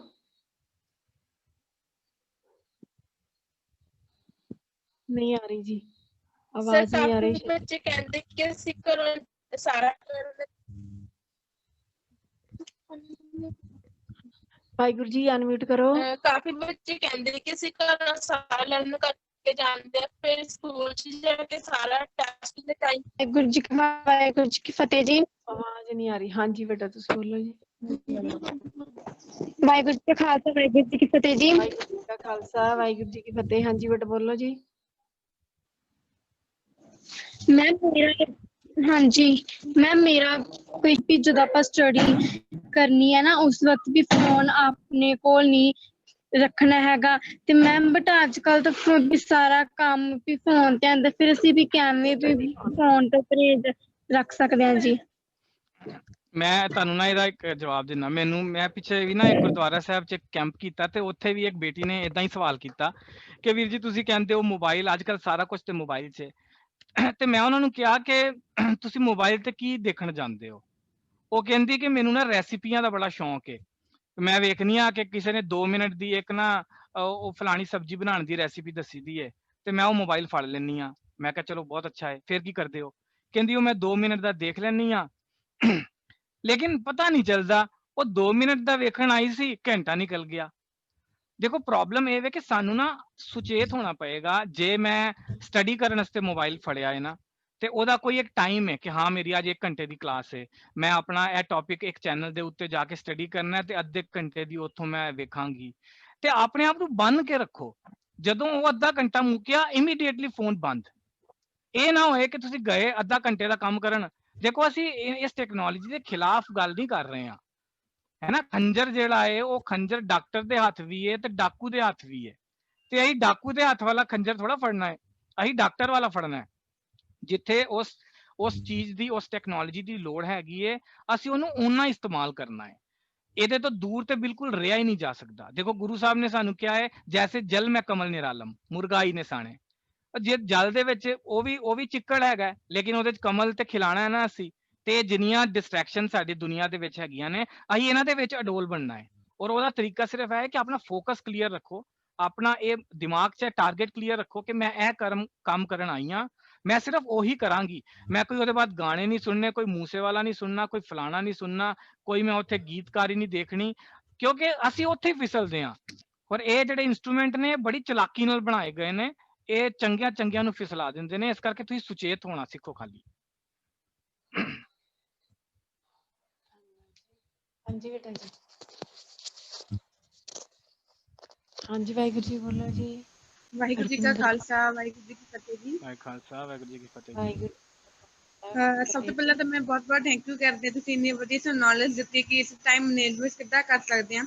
ਤਾਂ ਮੇਰਾ ਕੁਐਸਚਨ ਹੈ ਕਿ ਜੈਸੇ ਆਪਾਂ ਪੜ੍ਹਦੇ ਹਾਂ ਤੇ ਆਪਾਂ ਕਈ ਵਾਰ ਭੁੱਲ ਜਾਂਦੇ ਹਾਂ, ਕਿ ਇਹ 'ਚ ਆਪਣਾ ਪੜ੍ਹਨ ਦੀ ਹੁੰਦੀ ਹੈ ਕਿ ਆਪਾਂ ਜ਼ਿਆਦਾ ਫੋਕਸ ਨਹੀਂ ਕੀਤਾ, ਜਾਂ ਨੋਰਮਲੀ ਸਭ ਭੁੱਲ ਜਾਂਦੇ ਨੇ ਤਾਂ ਪੜ੍ਹਿਆ ਹੋਇਆ? ਦੇਖੋ ਇਹ ਸਭ ਦੇ ਨਾਲ ਕਈ ਤਰੀਕੇ ਨਾਲ ਕਾਮਨ ਵੀ ਹੁੰਦਾ ਹੈ, ਲੇਕਿਨ ਕਈਆਂ ਦੀ ਆਪਣੀ ਨਿੱਜੀ ਕੋਈ ਕਾਰਨ ਵੀ ਹੁੰਦਾ ਹੈ। ਲੇਕਿਨ ਤੁਸੀਂ ਇੱਕ ਚੀਜ਼ ਦਾ ਧਿਆਨ ਰੱਖੋ ਕਿ ਫੋਕਸ ਸਭ ਤੋਂ ਵੱਡਾ ਰੋਲ ਅਦਾ ਕਰਦਾ ਹੈ। ਫੋਕਸ ਮਤਲਬ ਅਸੀਂ ਕਿੰਨੀ ਇਕਾਗਰਤਾ ਨਾਲ, ਕਿੰਨੇ ਡਿਸਟਰੈਕਸ਼ਨ ਫ੍ਰੀ ਹੋ ਕੇ ਪੜ੍ਹਿਆ ਹੈ। ਤੁਸੀਂ ਇਹਨੂੰ ਵਰਤੋਂ 'ਚ ਲਿਆ ਕੇ ਦੇਖੋ। ਤੁਸੀਂ ਕੱਲ ਕੀ ਅੱਜ ਹੀ ਵਰਤੋਂ 'ਚ ਕਰਨਾ, ਜਾਂ ਕੱਲ ਸਵੇਰੇ ਜਦੋਂ ਤੁਸੀਂ ਉੱਠੋਗੇ ਨਾ, ਤੁਸੀਂ ਆਪਣੇ ਦਿਮਾਗ ਨੂੰ ਇਹ ਕਹਿ ਕੇ ਸੋਵੋ ਕਿ ਮੈਂ 1 ਘੰਟਾ ਇਸ ਟੌਪਿਕ ਨੂੰ ਪੜ੍ਹਨਾ ਹੈ। और उस दौरान मैं ना कोई विचार सोचना, ना मेरा दिमाग किसी हो जगह जाना चाहिए। क्योंकि देखो ये जिहड़ियां चीज़ां ना बड़ियां बरीक ने, क्योंकि असीं कह ते दिंदे हां कि मैं तो 1 घंटा किताबां नाल बैठी रही, मेरा तो फिर भी मैनूं नहीं ध्यान च आया ना। लेकिन ये जिहड़े टॉपिक ने ये साइकोलॉजिकल रिसर्चिस दे टॉपिक ने, क्योंकि जदों वो बच्चा बैठिया है ते उन्हें जिहड़ा भी अपना टारगेट रखिया सी, उन्हें पूरा करदियां होर किन्नियां दुनिया दे विच गया है। ਉਹਦਾ ਤੇ ਕੋਈ ਰਜਿਸਟਰ ਨਹੀਂ ਨਾ ਹੈਗਾ, ਕੋਈ ਨਾ ਦੱਸ ਸਕਦਾ। ਇਸ ਕਰਕੇ ਇਹ ਤੁਹਾਡੀ ਕੋਈ ਐਸੀ ਪ੍ਰੋਬਲਮ ਨਹੀਂ ਹੈ, ਕਾਮਨ ਹੈ, ਬੱਚਿਆਂ ਦੇ ਨਾਲ ਹੁੰਦਾ ਹੈ। ਮੈਂ ਵੀ ਬਚਪਨ 'ਚ ਬੜਾ ਨਲਾਇਕ ਰਿਹਾ ਵਾਂ। ਮੈਂ ਜਦੋਂ MBA ਕੀਤੀ ਤੇ ਮੈਂ ਆਪਣੇ MBA 'ਚ ਟੌਪਰ ਬਣਿਆ ਕਾਲਜ ਦਾ। ਲੇਕਿਨ ਇਹ ਪ੍ਰੈਕਟਿਸ ਦੇ ਨਾਲ ਚੀਜ਼ਾਂ ਆਉਂਦੀਆਂ ਨੇ। ਜੋ ਤੁਸੀਂ ਪ੍ਰੈਕਟਿਸ ਕਰੋਗੇ, ਆਪਣੀ ਹੈਬਿਟ ਫਿਕਸ ਕਰੋਗੇ। ਅਸੀਂ ਜਿਸ ਤਰ੍ਹਾਂ ਉਹ ਘੜੇ ਦਾ ਐਗਜ਼ਾਮਪਲ ਸੁਣਿਆ, ਗੁਰੂ ਸਾਹਿਬ ਕਰ ਕਰਨਾ ਲਿਖ ਲੈ ਜਾਓ ਦੀ ਗੱਲ ਕਰ ਰਹੇ ਨੇ ਨਾ, ਇਸ ਤਰੀਕੇ ਨਾਲ ਪ੍ਰੈਕਟਿਸ ਦੇ ਉੱਤੇ ਫੋਕਸ ਕਰੋ ਕਿ ਮੈਂ ਆਪਣੀ ਪ੍ਰੈਕਟਿਸ ਰੈਗੂਲਰ ਰੱਖਣੀ ਹੈ। ਜੇ ਦਿਨ ਦੇ ਅੰਦਰ 3 ਘੰਟੇ 4 ਘੰਟੇ ਸੋਚੇ ਨੇ, ਤੇ ਉਹ ਇਸ ਤਰ੍ਹਾਂ ਹੋਣੇ ਚਾਹੀਦੇ ਨੇ ਕਿ ਬਸ ਮੇਰੇ ਹੁਣ ਦਿਮਾਗ 'ਚ ਸਿਰਫ ਕਿਤਾਬਾਂ ਨੇ, ਆਪਣਾ ਟੌਪਿਕ ਹੈ, ਆਪਣਾ ਸਿਲੇਬਸ, ਉਹਨੂੰ ਖਤਮ ਕਰਨਾ ਹੈ। ਲੇਕਿਨ ਜੇ ਅਸੀਂ ਜੋ ਹੈ ਕੱਚੀ ਬਿਰਤੀ ਨਾਲ ਕੰਮ ਕਰਦੇ ਰਹਾਂਗੇ ਤੇ ਫਿਰ ਅਸੀਂ ਐਸੇ ਤਰ੍ਹਾਂ ਹੀ ਡੱਕੇ ਡੋਲੇ ਖਾਂਦੇ ਰਹਾਂਗੇ। ਹਾਂਜੀ ਵਾਹਿਗੁਰੂ ਜੀ। ਬੇਟਾ ਜੀ ਇੰਟਰਸਟ, ਦਿਲਚਸਪੀ ਇਹ ਬਹੁਤ ਜ਼ਰੂਰੀ ਆ। ਜਦੋਂ ਅਸੀਂ ਭੁੱਲਦੇ ਤਾਂ ਹੀ ਆ, ਉਦੋਂ ਸਾਡਾ ਇੰਟਰਸਟ ਨਹੀਂ ਹੁੰਦਾ ਗਾ। ਉਦੋਂ ਅਸੀਂ ਦੇਖਦੇ ਆਂਗੇ ਕਿਤੇ ਧਿਆਨ ਹੋਰ ਹੋਊਗਾ, ਤੇ ਜਿਹੜਾ ਕੁਛ ਪੜ੍ਹਿਆ ਤਾਂ ਭੁੱਲ ਗਏ। ਜਦੋਂ ਸਾਡਾ ਜਿਵੇਂ ਆਪਾਂ ਕਹਿੰਦੇ ਵੀ ਫਿਲਮ ਸੀਰੀਅਲ ਦੇਖਦੇ ਆ ਬੱਚੇ, ਤਾਂ ਉਹ ਪੂਰੀ ਦੀ ਪੂਰੀ ਸਟੋਰੀ ਸੁਣਾ ਦਿੰਦੇ ਆ। ਛੋਟੇ ਬੱਚੇ ਵੀ ਕਹਿ ਦਿੰਦੇ ਆ ਕੁਛ ਹੋਇਆ ਸੀਗਾ। ਕਿਉਂਕਿ ਉਹਨਾਂ ਦਾ ਧਿਆਨ ਹੈ ਜਿਹੜਾ ਉਦੋਂ ਫੋਕਸ ਉੱਥੇ ਸੀ, ਤੇ ਉੱਥੇ ਉਹਨਾਂ ਨੇ ਬੜੀ ਧਿਆਨ ਦੇ ਨਾਲ, ਬਰੀਕੀ ਦੇ ਨਾਲ ਦੇਖਿਆ, ਇੱਕ ਚੀਜ਼ ਨੋਟ ਕੀਤੀ, ਤਾਂ ਕਰਕੇ ਭੁੱਲਦੇ ਨਹੀਂ। ਪਰ ਜਦੋਂ ਅਸੀਂ ਭੁੱਲ ਜਾਂਦੇ ਹਾਂ ਤਾਂ ਉਦੋਂ ਸਾਡਾ ਧਿਆਨ ਹੀ ਹੋਰ ਪਾਸੇ ਹੁੰਦਾ। ਸੋ ਇਹ ਇਕਾਗਰਤਾ ਦੀ ਵੀ ਲੋੜ ਹੈ, ਧਿਆਨ ਕੁੰਜੀ ਹੈ, ਧਿਆਨ ਦੀ, ਦਿਲਚਸਪੀ ਦੀ ਲੋੜ ਹੈ, ਇੰਟਰਸਟ ਹੋਵੇ ਸਾਡਾ। ਸੋ ਬਹੁਤ ਧੰਨਵਾਦ ਜੀ। ਹਾਂਜੀ ਅੱਗੇ। ਵਾਹਿਗੁਰੂ ਜੀ ਕਾ ਖਾਲਸਾ, ਵਾਹਿਗੁਰੂ ਜੀ ਕੀ ਫਤਿਹ। ਵਾਹਿਗੁਰੂ ਜੀ ਕੀ ਫਤਿਹ ਜੀ। ਸਭ ਤੋਂ ਪਹਿਲਾਂ ਮੈਂ ਸਰ ਦਾ ਬਹੁਤ ਧੰਨਵਾਦ ਕਰਨਾ ਚਾਹੁੰਦੀ ਹਾਂ। ਉਹਨਾਂ ਨੇ ਸਾਨੂੰ ਬਹੁਤ ਵਧੀਆ ਸਿੱਖਿਆ ਦਿੱਤੀ। ਸਰ ਮੇਰਾ ਕੁਐਸਚਨ ਹੈ ਜਿਵੇਂ ਕਿ ਆਪਾਂ ਨੋਟਬੁੱਕ ਤੋਂ ਲਿਖ ਲੈਂਦੇ ਆ ਵੀ ਮੈਂ ਕੱਲ ਫ੍ਰੀ ਹੋਣ ਤੇ ਮੈਂ ਪੜ੍ਹਾਈ ਕਰੂੰਗਾ, ਮੈਮ ਨੇ ਕੈਸੀ ਚੈਪਟਰ ਰੀਡ ਕਰਨਾ, ਫਿਰ ਆਪਾਂ ਜਦੋਂ ਫ੍ਰੀ ਹੋ ਜਾਂਦੇ ਆ ਕੱਲ ਚੈਪਟਰ ਰੀਡ ਨਹੀਂ ਕਰਦੇ, ਕਹਿੰਦੇ ਨੇ ਮੈਨੂੰ ਤਾਂ ਨੀਂਦ ਆਉਂਦੀ ਹੈ, ਮੈਂ ਉਹਨਾਂ ਕੇ ਘਰੇ ਜਾਣਾ। ਆਪਾਂ ਇਹੋ ਜਿਹੇ ਲੋਕਾਂ ਨੂੰ ਕਿਵੇਂ ਸਮਝਾ ਸਕਦੇ ਆ ਤੁਸੀਂ ਨਾ ਵੀ ਜੋ ਕੰਮ ਲਿਖਿਆ ਹੈ ਉਹ ਕਰਨਾ ਹੀ ਕਰਨਾ। ਬੇਟਾ ਦੇਖੋ ਇਹਦੇ ਚ ਅਸੀਂ ਉਹੀ ਗੱਲ ਕੀਤੀ ਹੈ ਨਾ ਕਿ ਤੁਸੀਂ ਆਪਣਾ ਧਿਆਨ ਤੁਸੀਂ ਅਗਰ ਨਹੀਂ ਕੀਤੀ ਇੱਕ ਨਾ ਪੁਰਾਣੇ ਲੋਕ ਨਾ ਇੱਕ ਕਹਾਵਤ ਬੋਲਦੇ ਹੁੰਦੇ ਨੇ, ਕਹਿੰਦੇ ਨੇ ਵੇਲੇ ਦੀ ਨਮਾਜ਼ ਕਵੇਲੇ ਦੀਆਂ ਟੱਕਰਾਂ। ਤੇ ਵੇਲੇ ਸਿਰ ਅਗਰ ਇਹ ਕੰਮ ਆਪਣਾ ਛੱਡ ਦਿੰਨੇ ਆ ਨਾ, ਜੇ ਮੰਨ ਲਓ ਫਰਜ਼ ਕਰੋ ਕਿ ਤੁਹਾਡੀ ਕਿਤਾਬ ਦੇ ਅੰਦਰ 50 ਪੇਜ ਹੈਗੇ ਨੇ ਤੇ ਤੁਸੀਂ ਸੋਚਿਆ ਕਿ ਮੈਂ 25 ਦਿਨਾਂ 'ਚ ਨਾ 2-2 ਰੋਜ਼ ਅੰਗ ਕਰਾਂਗੀ ਤੇ ਮੇਰੇ ਹੋ ਜਾਣਗੇ 2 ਪੰਨਿਆਂ ਨਾਲ ਹੋ ਜਾਏਗਾ ਪੂਰਾ। ਤੁਸੀਂ ਪਹਿਲੇ ਦਿਨ ਛੱਡ ਦਿੱਤਾ, ਹੁਣ ਅਗਲੇ ਦਿਨ ਦੀ ਰਨ ਰੇਟ ਕੀ ਚਾਹੀਦੀ ਹੈ? 4 ਕਰਨੇ ਪੈਣੇ ਨੇ। ਤੀਜੇ ਉਹ ਦੂਜੇ ਦਿਨ ਫਿਰ ਛੱਡ ਦਿੱਤਾ, ਫਿਰ 6 ਕਰਨੇ ਪੈਣੇ ਨੇ। ਇਸ ਤਰ੍ਹਾਂ ਫਿਰ ਉਹ ਪਾਈਲਅਪ ਹੋਈ ਜਾਂਦਾ ਹੈ ਔਰ ਅਸੀਂ ਚਿੰਤਾ ਸਾਡੀ ਵੱਧਦੀ ਜਾਂਦੀ ਹੈ, ਟੈਨਸ਼ਨ ਵੱਧਦੀ ਜਾਂਦੀ ਹੈ, ਫਿਰ ਉਹ ਅਸੀਂ ਉਹੋ ਜਿਹੇ ਟੁੱਟੇ ਭੱਜੇ ਐਗਜ਼ਾਮ ਦੇ ਆਉਂਦੇ ਆ, ਹੈ ਨਾ। ਤੇ ਸਾਨੂੰ ਨਾ ਆਪਣਾ ਧਿਆਨ ਰੱਖਣਾ ਚਾਹੀਦਾ ਹੈ, ਜੋ ਅਸੀਂ ਸੋਚੀਏ, ਜੋ ਕਾਗਜ਼ ਤੇ ਲਿਖੀਏ, ਅਸੀਂ ਦੇਖੀਏ, ਰਾਤ ਨੂੰ ਸੌਣ ਤੋਂ ਪਹਿਲਾਂ ਦੇਖੀਏ ਕਿ ਅੱਜ ਮੈਂ ਸੋਚਿਆ ਸੀ 10 ਕੰਮ ਕਰਾਂਗੀ ਤੇ ਅੱਛਾ 2 ਰਹਿ ਗਏ ਨੇ, ਨਹੀਂ ਇਹਨਾਂ ਨੂੰ ਮੈਂ ਕੱਲ ਸਵੇਰੇ ਉੱਠਾਂਗੀ ਨਾ ਜਦੋਂ, ਤੇ ਇਹਨਾਂ ਨੂੰ ਇਸ ਟਾਈਮ ਮੈਂ ਮੁਕਾ ਦਿਆਂਗੀ। ਇਹ ਆਪਣੇ ਆਪ ਦੇ ਨਾਲ ਅਸੀਂ ਡਿਸਕਸ਼ਨ ਕਰੀਏ, ਆਪਣੇ ਆਪ ਨਾਲ ਪੱਕਾ ਆਪਣੇ ਵਿਚਾਰਾਂ 'ਚ ਪੱਕੇ ਬਣੀਏ।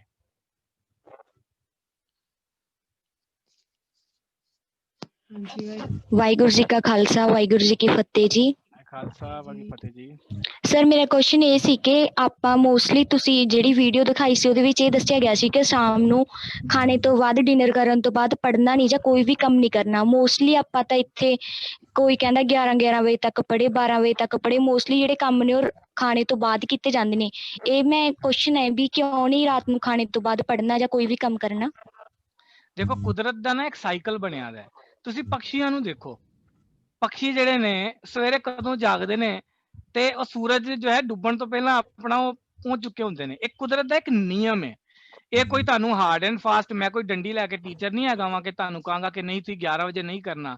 ਜੇ ਤੁਹਾਡੇ ਘਰ ਦੇ ਹਾਲਾਤ ਨਹੀਂ ਤੁਹਾਨੂੰ ਅਲਾਉ ਕਰਦੇ, ਜੇ ਘਰ ਦੇ ਹਾਲਾਤ ਇਸ ਤਰੀਕੇ ਦੇ ਹੈਗੇ ਨੇ, ਔਰ ਵੈਸੇ ਅਗਰ ਉਸ ਨੂੰ ਵੀ ਅਸੀਂ ਚੰਗੀ ਤਰ੍ਹਾਂ ਵਿਚਾਰੀਏ ਨਾ ਤਾਂ ਉਹ ਸਾਡੀਆਂ ਅਣਗਹਿਲੀਆਂ ਨੇ। ਅਸੀਂ ਟੀਵੀ ਵੇਖਦੇ ਰਹਿੰਦੇ ਆ, ਅਸੀਂ ਉਹ ਕਪਿਲ ਸ਼ਰਮਾ ਸ਼ੋਅ ਵੇਖਣੇ ਨੇ, ਅਸੀਂ ਹੋਰ ਚੀਜ਼ਾਂ ਟੀਵੀ ਦੀਆਂ ਵੇਖਣੀਆਂ ਨੇ ਤੇ 11 ਤੇ ਫਿਰ ਵੱਜਣੇ ਹੀ ਨੇ ਨਾ ਸਾਡੇ। ਤੇ ਇਹ ਤੇ ਜਿਹੜੀਆਂ ਮੈਂ ਤੁਹਾਨੂੰ ਇਹ ਵਿਚਾਰਾਂ ਇਸ ਵੀਡੀਓ 'ਚ ਦੱਸੀਆਂ ਨੇ ਨਾ, ਇਹ ਦੁਨੀਆ ਦੀਆਂ ਸਭ ਤੋਂ ਟੌਪ ਯੂਨੀਵਰਸਿਟੀ ਦੇ ਜਿਹੜੇ ਟੌਪਰਸ ਨੇ ਨਾ, ਇਹ ਉਹਨਾਂ ਨੇ ਸਾਂਝ ਕੀਤੀਆਂ ਨੇ। ਇਹ ਅਸੀਂ ਕੋਈ ਇਸ ਤਰ੍ਹਾਂ ਮਤਲਬ ਇਦਾਂ ਹੀ ਬਣਾ ਨਹੀਂ ਰਹੇ ਹਾਂ। ਤੇ ਲੇਕਿਨ ਨਾਲ ਇਹ ਵੀ ਦੇਖ ਰਹੇ ਹਾਂ ਕਿ ਗੁਰੂ ਸਾਹਿਬ ਦਾ ਫਲਸਫਾ ਉਹਦੇ ਤੋਂ ਕਈ ਗੁਣਾ ਅੱਗੇ ਜਾ ਰਿਹਾ ਹੈ। ਜਿਹੜੇ ਕਿ ਟੌਪ ਦੀਆਂ ਯੂਨੀਵਰਸਿਟੀਆਂ 'ਚ ਗੱਲਾਂ ਕੀਤੀਆਂ ਜਾ ਰਹੀਆਂ ਨੇ, ਗੁਰੂ ਸਾਹਿਬ ਉਸ ਤੋਂ ਹੋਰ ਕਈ ਗੁਣਾ ਅੱਗੇ ਅਗਾਧ ਬਹੁਤ ਸਾਨੂੰ ਗੱਲਾਂ ਦੱਸ ਰਹੇ ਨੇ। ਇਸ ਕਰਕੇ ਜਿਹੜਾ ਤੁਸੀਂ 11 ਵਜੇ ਦੀ ਗੱਲ ਕੀਤੀ ਹੈ, ਹੋ ਸਕਦਾ ਤੁਹਾਡੇ ਘਰ ਦੇ ਹਾਲਾਤ ਇਸ ਤਰੀਕੇ ਦੇ ਹੋਣ, ਘਰ ਦੀਆਂ ਸਿਚੁਏਸ਼ਨਸ ਐਦੀਆਂ ਬਣੀਆਂ ਹੋਣ, ਲੇਕਿਨ ਜੋ ਆਈਡੀਅਲ ਹੈ ਨਾ, ਜਿਹੜਾ ਇੱਕ ਤਰੀਕਾ ਹੋਣਾ ਚਾਹੀਦਾ ਹੈ, ਉਹ ਅਸੀਂ ਇਹਦੇ ਤੋਂ ਸੇਧ ਲਈਏ ਔਰ ਕੋਸ਼ਿਸ਼ ਕਰੀਏ। ਤੁਸੀਂ ਇਹ ਪ੍ਰੈਕਟਿਸ ਕਰਕੇ ਦੇਖਣਾ, ਤੁਸੀਂ ਰਾਤ ਦੀ 2 ਘੰਟੇ ਦੀ ਸਟੱਡੀ 1 ਹਫ਼ਤੇ ਤੱਕ ਪ੍ਰੈਕਟਿਸ ਕਰੋ। ਰਾਤ ਦੀ 2 ਘੰਟੇ ਦੀ ਸਟੱਡੀ ਵਰਸਸ ਸਵੇਰ ਦੀ 2 ਘੰਟੇ ਦੀ ਸਟੱਡੀ। ਤੁਸੀਂ ਦੇਖਣਾ ਤੁਹਾਨੂੰ ਆਪਣੇ ਆਪ ਬਦਲਾਅ ਫੀਲ ਹੋਏਗਾ ਕਿ ਸਵੇਰ ਦੇ ਟਾਈਮ ਵਾਕਈ ਬੜਾ ਇਕਾਗਰਤਾ ਬੜੀ ਸਟਰੋਂਗ ਬਣਦੀ ਹੈ। ਇਹਦੇ ਆਪਣੇ ਸਾਇੰਟੀਫਿਕ ਰੀਜ਼ਨ ਵੀ ਨੇ।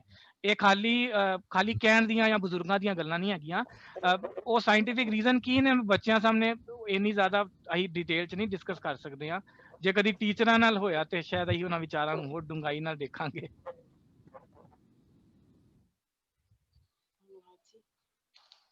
ਭੈਣ ਜੀ ਜਸਪ੍ਰੀਤ ਕੌਰ ਜੀ, ਬੇਨਤੀ ਜੀ, ਕੋਈ ਅਨਾਉਂਸਮੈਂਟ ਤਾਂ ਨਹੀਂ? ਬੱਚੇ ਜਾ ਰਹੇ ਆ ਜੀ, ਆਪਣੀ ਅਟੈਂਡੈਂਸ ਲਗਾ ਕੇ ਜਾ ਰਹੇ ਨੇ। ਕੋਈ ਹੋਰ ਅਨਾਉਂਸਮੈਂਟ? ਅਸੀਂ 1 ਜਾਂ 2 ਸਟੂਡੈਂਟਸ ਹੀ ਹੋਰ ਲਵਾਂਗੇ, ਉਸ ਤੋਂ ਬਾਅਦ ਸਮਾਪਤੀ ਹੈ ਜੀ। ਠੀਕ ਹੈ ਜੀ। ਮੈਂ ਵਾਹਿਗੁਰੂ ਜੀ ਕਾ ਖਾਲਸਾ ਵਾਹਿਗੁਰੂ ਜੀ ਕੀ ਫਤਿਹ। ਵਾਹਿਗੁਰੂ ਜੀ ਕਾ ਖਾਲਸਾ ਵਾਹਿਗੁਰੂ ਜੀ ਕੀ ਫਤਿਹ ਜੀ। ਸਭ ਤੋਂ ਪਹਿਲਾਂ ਤਾਂ ਮੈਂ ਸਰ ਦਾ ਬਹੁਤ ਧੰਨਵਾਦ ਕਰਦੀ ਹਾਂ, ਉਹਨਾਂ ਨੇ ਸਾਨੂੰ ਬਹੁਤ ਹੀ ਤਰੀਕੇ ਨਾਲ ਸਮਝਾਇਆ।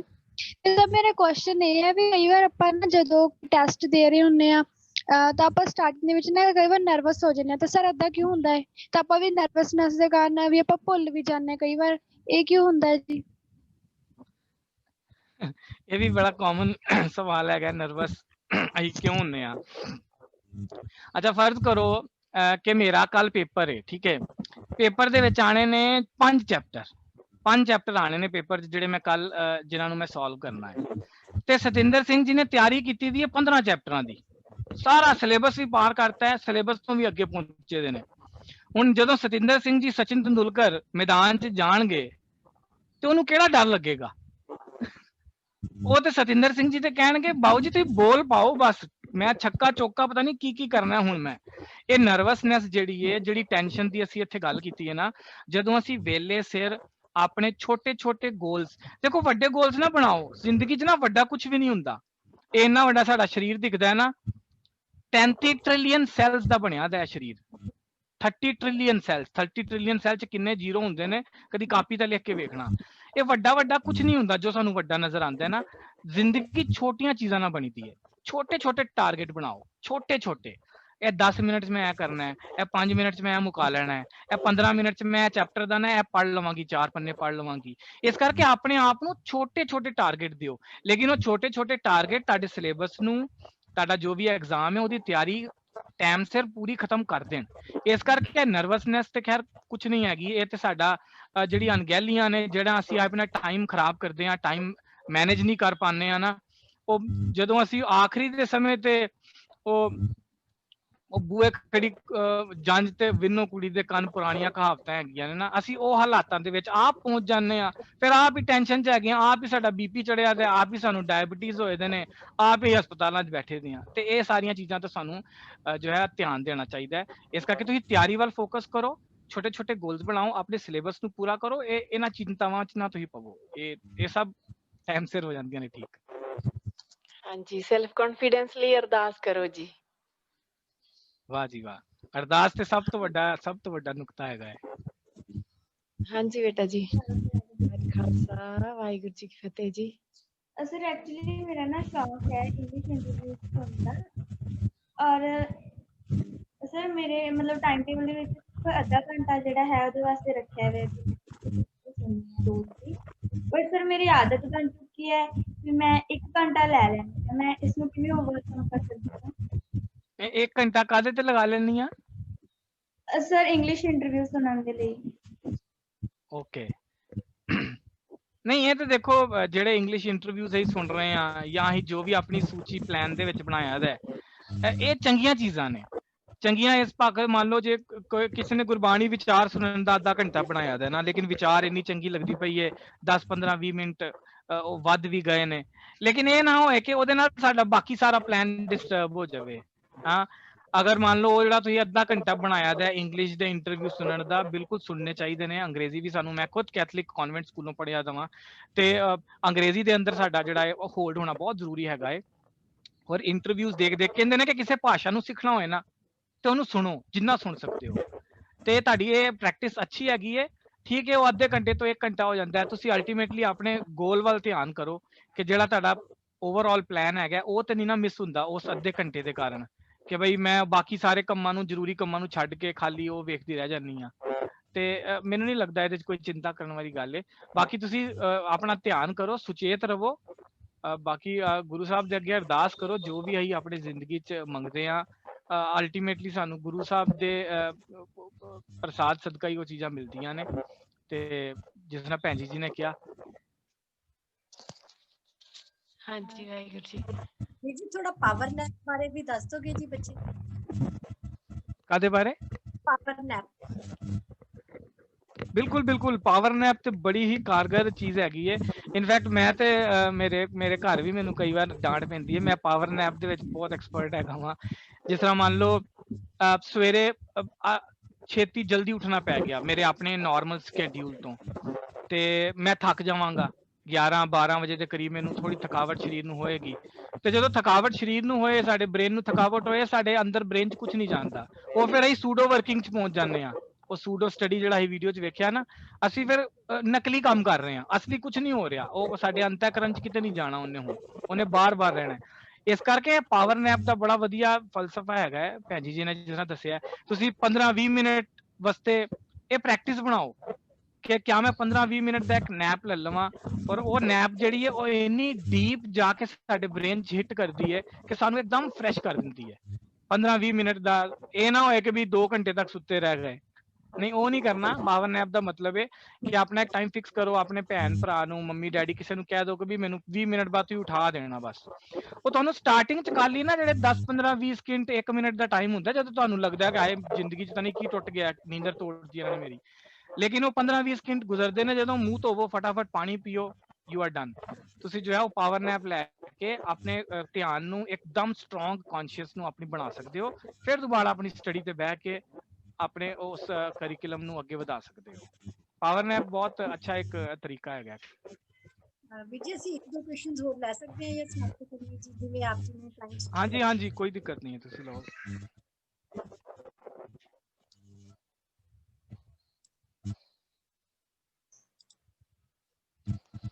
ਵਾਹਿਗੁਰੂ ਕਾ ਖਾਲਸਾ ਵਾਹਿਗੁਰੂ ਜੀ ਕੀ ਫਤਿਹ। ਖਾਲਸਾ ਵਾਹਿਗੁਰੂ ਜੀ ਕੀ ਫਤਿਹ ਜੀ। ਸਰ ਆਪਾਂ ਪੈਂਡਿੰਗ ਵਰਕ ਕਿਵੇਂ ਕੰਪਲੀਟ ਕਰ ਸਕਦੇ? ਹਾਂਜੀ ਬੇਟਾ ਆਵਾਜ਼ ਕੱਟੀ ਜਾਂਦੀ ਤੁਹਾਡੀ, ਵੀਡੀਓ ਬੰਦ ਕਰਕੇ ਬੋਲੋ। ਬੋਲੋ ਜੀ। ਸਰ ਆਪਣਾ ਪੈਂਡਿੰਗ ਵਰਕ ਕਿਵੇਂ ਕੰਪਲੀਟ ਸਕਦੇ? ਪੈਂਡਿੰਗ ਵਰਕ ਦਾ ਵੀ ਉਹੀ ਫਲਸਫਾ ਜੋ ਸਾਡੇ ਐਕਚੁਅਲ ਵਰਕ ਦਾ ਹੈਗਾ ਹੈ। ਇੱਕ ਪਲਾਨ ਬਣਾਓ ਲੇਕਿਨ ਪਲਾਨ ਦੇ ਉੱਤੇ ਟੁਰੋ। ਦੇਖੋ ਟਾਈਮ ਮੈਨੇਜਮੈਂਟ ਇੰਨਾ ਸਾਦਾ ਨਜ਼ਰ ਆਉਂਦਾ ਹੈ, ਇੰਨਾ ਸਾਦਾ ਲੱਗਦਾ ਹੈ, ਪਰ ਤੁਸੀਂ ਸ਼ਰਤ ਲਗਾ ਲਓ ਕਿਸੇ ਨਾਲ ਔਰ ਕੱਲ ਦਾ ਆਪਣਾ ਟਾਈਮ ਪੂਰਾ ਸੂਚੀ ਬਣਾ ਕੇ ਉਹਦੇ ਤੇ 100% ਤੁਰ ਕੇ ਦਿਖਾਓ, ਨਹੀਂ ਤੁਰਿਆ ਜਾਏਗਾ। ਟਾਈਮ ਮੈਨੇਜਮੈਂਟ ਸਾਡੀਆਂ ਹੈਬਿਟਸ ਦੇ ਉੱਤੇ ਡਿਪੈਂਡ ਕਰਦਾ ਹੈ, ਸਾਡੀਆਂ ਆਦਤਾਂ ਕਿੱਦਾਂ ਦੀਆਂ ਨੇ। ਆਦਤਾਂ ਹਰ ਚੀਜ਼ ਸਾਡੀ ਆਦਤ ਹੈ। ਹੁਣ ਜੇ ਮੈਂ ਇਸ ਟਾਈਮ ਕੁਰਸੀ ਤੇ ਬੈਠਾ ਦਾ ਵਾਂ ਨਾ ਤੇ ਮੈਂ ਕਿਸ ਤਰੀਕੇ ਨਾਲ ਬੈਠਾ ਦਾ ਵਾਂ ਨਾ, ਇਹ ਵੀ ਮੇਰੀ ਆਦਤ ਦਾ ਹਿੱਸਾ ਹੈ। ਮੈਂ ਏਦਾਂ ਟੇਢਾ ਹੋ ਕੇ ਸੋਫੇ ਤੇ ਬੈਠਾ ਦਾ ਵਾਂ, ਜਾਂ ਮੈਂ ਲੇਟ ਕੇ ਟੀਵੀ ਦੇਖਦਾ ਰਹਿੰਦਾ ਵਾਂ, ਜਾਂ ਮੈਂ ਰਿਮੋਟ ਨੂੰ ਕਿੱਦਾਂ ਫੜ ਕੇ ਕਿੱਦਾਂ ਘੁਮਾਉਂਦਾ ਰਹਿੰਦਾ ਵਾਂ ਨਾ। ਦੇਖੋ ਸਾਨੂੰ ਆਦਤਾਂ ਆਪਣੀਆਂ ਠੀਕ ਕਰਨੀਆਂ ਚਾਹੀਦੀਆਂ ਨੇ। ਸਾਡੇ ਸੌਣ ਦੀ ਆਦਤ, ਉੱਠਣ ਦੀ ਆਦਤ, ਸਾਡੇ ਪੜ੍ਹਾਈ ਦੇ ਸਕੇਡਿਊਲ ਨੂੰ ਫੋਲੋ ਕਰਨ ਦੀ ਆਦਤ। ਅਗਰ ਅਸੀਂ ਆਪਣੀਆਂ ਆਦਤਾਂ 'ਚ ਪੱਕੇ ਹੋ ਜਾਾਂਗੇ ਨਾ, ਅਸੀਂ ਸਾਰੇ ਟਾਰਗੇਟ ਆਪਣੇ ਅਚੀਵ ਕਰ ਸਕਦੇ ਹਾਂ। ਪੈਂਡਿੰਗ ਕੰਮ ਜਿਹੜਾ ਹੈਗਾ, ਜੇ ਤੁਹਾਨੂੰ ਲੱਗਦਾ ਹੈ ਕਿ ਜੀ ਮੇਰੇ 10 ਚੈਪਟਰਾਂ ਦਾ ਕੰਮ ਪੈਂਡਿੰਗ ਚੱਲ ਰਿਹਾ ਨਾ, ਉਹਨੂੰ ਵੰਡ ਦੇਵੋ। ਹਮੇਸ਼ਾ ਯਾਦ ਰੱਖੋ ਜਦੋਂ ਵੀ ਕੋਈ ਚੀਜ਼ ਅਚੀਵ ਕਰਨੀ ਹੈ ਨਾ, ਉਹਨੂੰ ਛੋਟੇ ਟੋਟਿਆਂ 'ਚ ਵੰਡ ਦੇਵੋ, ਇੱਕਦਮ ਛੋਟੇ ਛੋਟੇ ਟੋਟਿਆਂ 'ਚ ਵੰਡ ਦੇਵੋ ਔਰ ਉਹਨਾਂ ਛੋਟੇ ਟੋਟਿਆਂ ਤੇ ਫੋਕਸ ਕਰੋ। ਹੁਣ ਕਿ ਮੈਂ ਅੱਜ ਸੋਚਿਆ ਸੀ ਇਹ ਛੋਟਾ ਵਾਲਾ ਕਰਨਾ ਹੈ, ਕੱਲ ਸੋਚਿਆ ਸੀ ਇਹ ਕਰਨਾ ਹੈ, ਪਰਸੋਂ ਕਰਨਾ ਸੀ ਇਹ ਕਰਨਾ ਹੈ ਨਾ। ਇਸ ਕਰਕੇ ਛੋਟੇ ਛੋਟੇ ਹਿੱਸਿਆਂ 'ਚ ਵੰਡ ਕੇ ਆਪਣੇ ਵੱਡੇ ਕੰਮ ਨੂੰ ਤੁਸੀਂ ਕੋਈ ਵੀ ਚੀਜ਼ ਅਚੀਵ ਕਰ ਸਕਦੇ ਹੋ, ਵੱਡੇ ਤੋਂ ਵੱਡਾ ਟਾਰਗੇਟ ਵੀ, ਤੇ ਜਿਹੜੀਆਂ ਚੀਜ਼ਾਂ ਪੈਂਡਿੰਗ ਰਹਿ ਗਈਆਂ ਨੇ ਉਹ ਵੀ।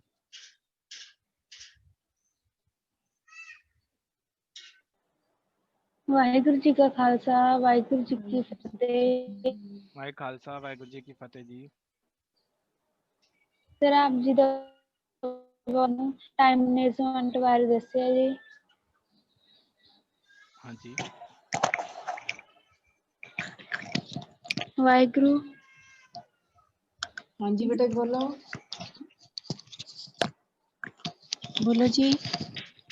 ਮੈਮ ਵਾਹਿਗੁਰੂ ਜੀ। ਬੋਲੋ ਜੀ ਬੋਲੋ।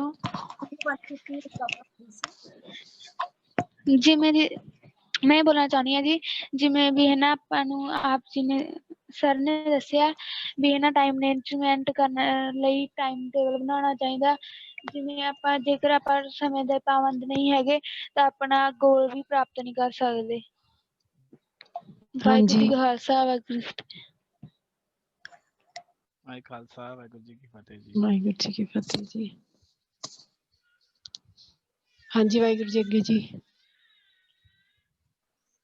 ਮੈਮ ਵਾਹਿਗੁਰੂ ਜੀ ਕਾ ਖਾਲਸਾ ਵਾਹਿਗੁਰੂ ਜੀ ਕੀ ਫਤਿਹ ਜੀ। ਵਾਹਿਗੁਰੂ ਜੀ ਕੀ ਫਤਿਹ ਜੀ। ਮੈਮ ਮੈਂ ਟੈਬਲੇਟ ਦੇ ਨਾਲ ਦੀ ਦੋ ਇੱਕ ਪੰਕਤੀ ਹੈ ਜੀ, ਬੋਲ ਸਕਦੀ ਹਾਂ? ਹਾਂਜੀ ਹਾਂਜੀ ਬੋਲੋ ਜੀ। ਹੋ ਅਜੇ ਸੰਭਾਲੇ ਸਮੇਂ ਨੂੰ, ਕਰ ਸਫਲ ਉੜਦਾ ਜਾਂਦਾ, ਇਹ ਠਹਿਰਨ ਜਾਂਚ ਨਾ ਜਾਂਦਾ, ਲੰਘ ਗਿਆ ਨਾ ਮੁੜ ਕੇ ਆਉਂਦਾ।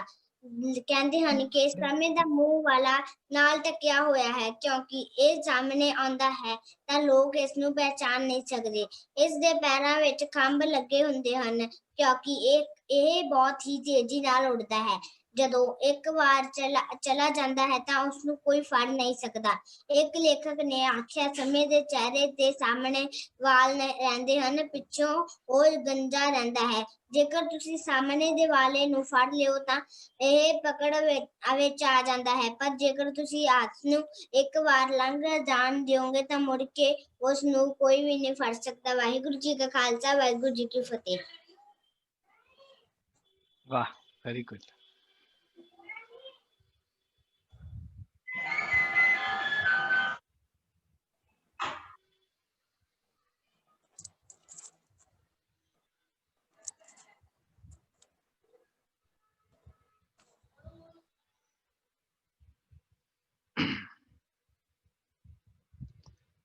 ਇੱਕ ਮੈਂ ਇੱਥੇ ਵਿਚਾਰ ਸਾਰਿਆਂ ਨੂੰ ਸਾਰੇ ਬੱਚਿਆਂ ਨੂੰ ਜ਼ਰੂਰ ਇਹ ਕਵਾਂਗਾ, ਟੀਚਰਾਂ ਨੂੰ ਵੀ, ਕਿ ਇਹ ਜਿਹੜਾ ਮੈਂ YouTube ਤੇ ਤੁਹਾਨੂੰ ਲਿੰਕ ਦੱਸਿਆ ਸਿੰਘ ਵਿਜ਼ਡਮ ਦਾ, ਇਹਦੇ ਤੇ ਮੈਂ ਅੱਗੇ ਆਉਣ ਵਾਲੇ ਟਾਈਮ 'ਚ ਕਮਿਊਨੀਕੇਸ਼ਨ ਸਕਿੱਲਸ, ਐਜੂਕੇਸ਼ਨ ਦੇ ਅੰਦਰ ਅੱਗੇ ਕਿਹੜੇ ਖੇਤਰ ਦੇ ਅੰਦਰ ਕਿਸ ਤਰੀਕੇ ਦੀਆਂ ਨੌਕਰੀਆਂ ਦਾ ਸਮਾਂ ਆਏਗਾ, ਉਹਨਾਂ ਵਿਚਾਰਾਂ ਤੇ ਬੜੇ ਖੁੱਲੇ ਟੌਪਿਕ ਮੈਂ ਬਿਲਕੁਲ ਸਿੰਪਲ ਸਾਦੀ ਪੰਜਾਬੀ ਭਾਸ਼ਾ ਦੇ ਵਿੱਚ ਬਣਾ ਰਿਹਾ ਵਾਂ, ਤੇ ਟੀਚਰ ਜਿਹੜੇ ਨੇ ਬੱਚਿਆਂ ਦੇ ਨਾਲ ਵੀ ਉਹਦੀ ਜੋ ਹੈ ਸ਼ੇਅਰ ਕਰ ਸਕਦੇ ਨੇ ਉਹਨਾਂ ਨੂੰ। ਹਾਂਜੀ ਸਰ, ਵਾਹਿਗੁਰੂ ਜੀ ਕਾ ਖਾਲਸਾ, ਵਾਹਿਗੁਰੂ ਜੀ ਕੀ ਫਤਿਹ। ਖਾਲਸਾ ਜੀ, ਖਾਲਸਾ, ਵਾਹਿਗੁਰੂ ਜੀ ਕੀ ਫਤਿਹ।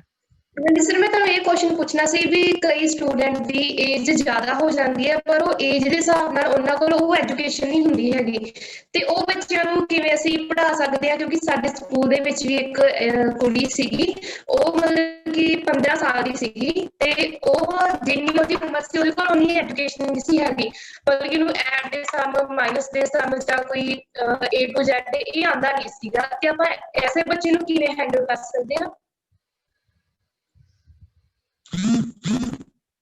ਤੁਸੀਂ ਟੀਚਰ ਹੋ, ਸਟੂਡੈਂਟ ਹੋ? ਜੀ ਸਰ, ਮੈਂ ਸਟੂਡੈਂਟ ਆ, ਉਹ ਵੈਸੇ ਮੇਰੇ ਕੋਲ ਪੜ੍ਹਦੀ ਸੀਗੀ ਓਵਰ ਟਾਈਮ। ਠੀਕ ਹੈ। ਹਾਂਜੀ ਸਰ। ਹਾਂ, ਨਹੀਂ ਦੇਖੋ ਦੇਖੋ ਇਹ ਬੜੀ ਇਹਦੇ 'ਚ ਨਾ ਬੜੀ ਜ਼ਰੂਰੀ ਚੀਜ਼ ਹੈਗੀ ਹੈ ਕਿ ਸਾਨੂੰ ਨਾ ਬੇਸਿਕ ਤੇ ਸਾਰਿਆਂ ਨੂੰ ਆਉਣੇ ਬਹੁਤ ਜ਼ਰੂਰੀ ਹੈਗੇ ਨੇ, ਹੈ ਨਾ। ਜੇ ਇੰਗਲਿਸ਼ ਦੀ ਗੱਲ ਕਰੀਏ ਤੇ ਇੰਗਲਿਸ਼ ਦੇ ਵਰਡਸ ਬਣਾਉਣੇ, ਇੰਗਲਿਸ਼ ਦੇ ਅੱਖਰਾਂ ਦਾ ਗਿਆਨ ਕੀ ਹੈ, ਹਿੰਦੀ ਹੈ ਜਾਂ ਪੰਜਾਬੀ ਵੀ ਹੈ ਜਾਂ ਮੈਥਮੈਟਿਕਸ ਹੈ ਨਾ, ਤੇ ਤੁਹਾਨੂੰ ਬੇਸਿਕ ਤੋਂ ਹੀ ਸ਼ੁਰੂਆਤ ਕਰਨੀ ਪਏਗੀ। ਠੀਕ ਹੈ, ਕਿਸੇ ਦੇ ਜ਼ਿੰਦਗੀ ਦੇ ਹਾਲਾਤ ਹੋ ਸਕਦੇ ਨੇ ਕਿ ਉਹਨਾਂ ਦਾ ਨਹੀਂ ਸਬਬ ਬਣਿਆ, ਜੋ ਹਾਲਾਤਾਂ ਉਹਨਾਂ ਦੇ ਨਾਲ ਰਹੇ ਕਿ ਉਹ ਨਹੀਂ ਕਰ ਪਾਏ, ਇਹਦੇ 'ਚ ਕੋਈ ਮਾੜਾ ਜਾਂ ਚੰਗਾ ਨਹੀਂ ਹੁੰਦਾ, ਤੇ ਸਾਨੂੰ ਇੱਕਦਮ ਹੌਸਲੇ ਨਾਲ ਖਿੜੇ ਮੱਥੇ ਉਹਨਾਂ ਦੇ ਨਾਲ ਵਿਚਰਨਾ ਚਾਹੀਦਾ ਹੈ, ਕਿਉਂਕਿ ਗਿਆਨ ਔਰ ਇਹ ਸਾਰੀਆਂ ਚੀਜ਼ਾਂ ਜਿਹੜੀਆਂ ਨੇ ਨਾ, ਇਹ ਬੜੇ ਨੋਬਲ ਕਾਜ਼ ਹੈਗੇ ਨੇ, ਇਹਨਾਂ ਨੂੰ ਦਿੰਦਿਆਂ ਕਾਹਲੇ ਨਹੀਂ ਪੈਣਾ, ਔਖੇ ਵੀ ਚੀਜ਼ਾਂ ਆਉਂਦੀਆਂ ਨੇ, ਸਾਨੂੰ ਬੜੇ ਪੇਸ਼ੈਂਸ ਦੇ ਨਾਲ ਉਹਨਾਂ ਨੂੰ ਡੀਲ ਕਰਨਾ ਚਾਹੀਦਾ ਹੈ। ਤੇ ਜੇ ਉਹ ਭੈਣ ਜੀ ਜਿਹੜਾ ਤੁਸੀਂ ਜਿਹਨਾਂ ਦੀ ਗੱਲ ਕਰਦੇ ਹੋ, ਤਾਂ ਉਹਨਾਂ ਨੂੰ ਬੇਸਿਕਸ ਤੋਂ ਹੀ ਸ਼ੁਰੂ ਕਰੋ, ਔਰ ਉਹ ਦੇਖੋ ਹਰ ਇਨਸਾਨ ਦੇ ਆਪਣੀ ਇੱਕ ਕ੍ਰੀਏਟੀਵਿਟੀ, ਆਪਣਾ ਇੱਕ ਉਹ ਹੁੰਦਾ ਹੈ, ਉਹ ਕਵਰ ਅਪ ਕਰ ਜਾਂਦੇ ਨੇ। ਬਾਕੀ ਗੁਰੂ ਸਾਹਿਬ ਦੇ ਅੱਗੇ ਅਰਦਾਸ ਕਰੋ, ਉਹਨਾਂ ਨੂੰ ਵੀ ਇਸ ਵਿਸ਼ਵਾਸ ਦੇ ਅੰਦਰ ਪੱਕਿਆਈ ਬਣਾਓ ਕਿ ਉਹ ਕਵਰ ਕਰ ਸਕਦੇ ਨੇ ਇਸ ਚੀਜ਼ ਨੂੰ।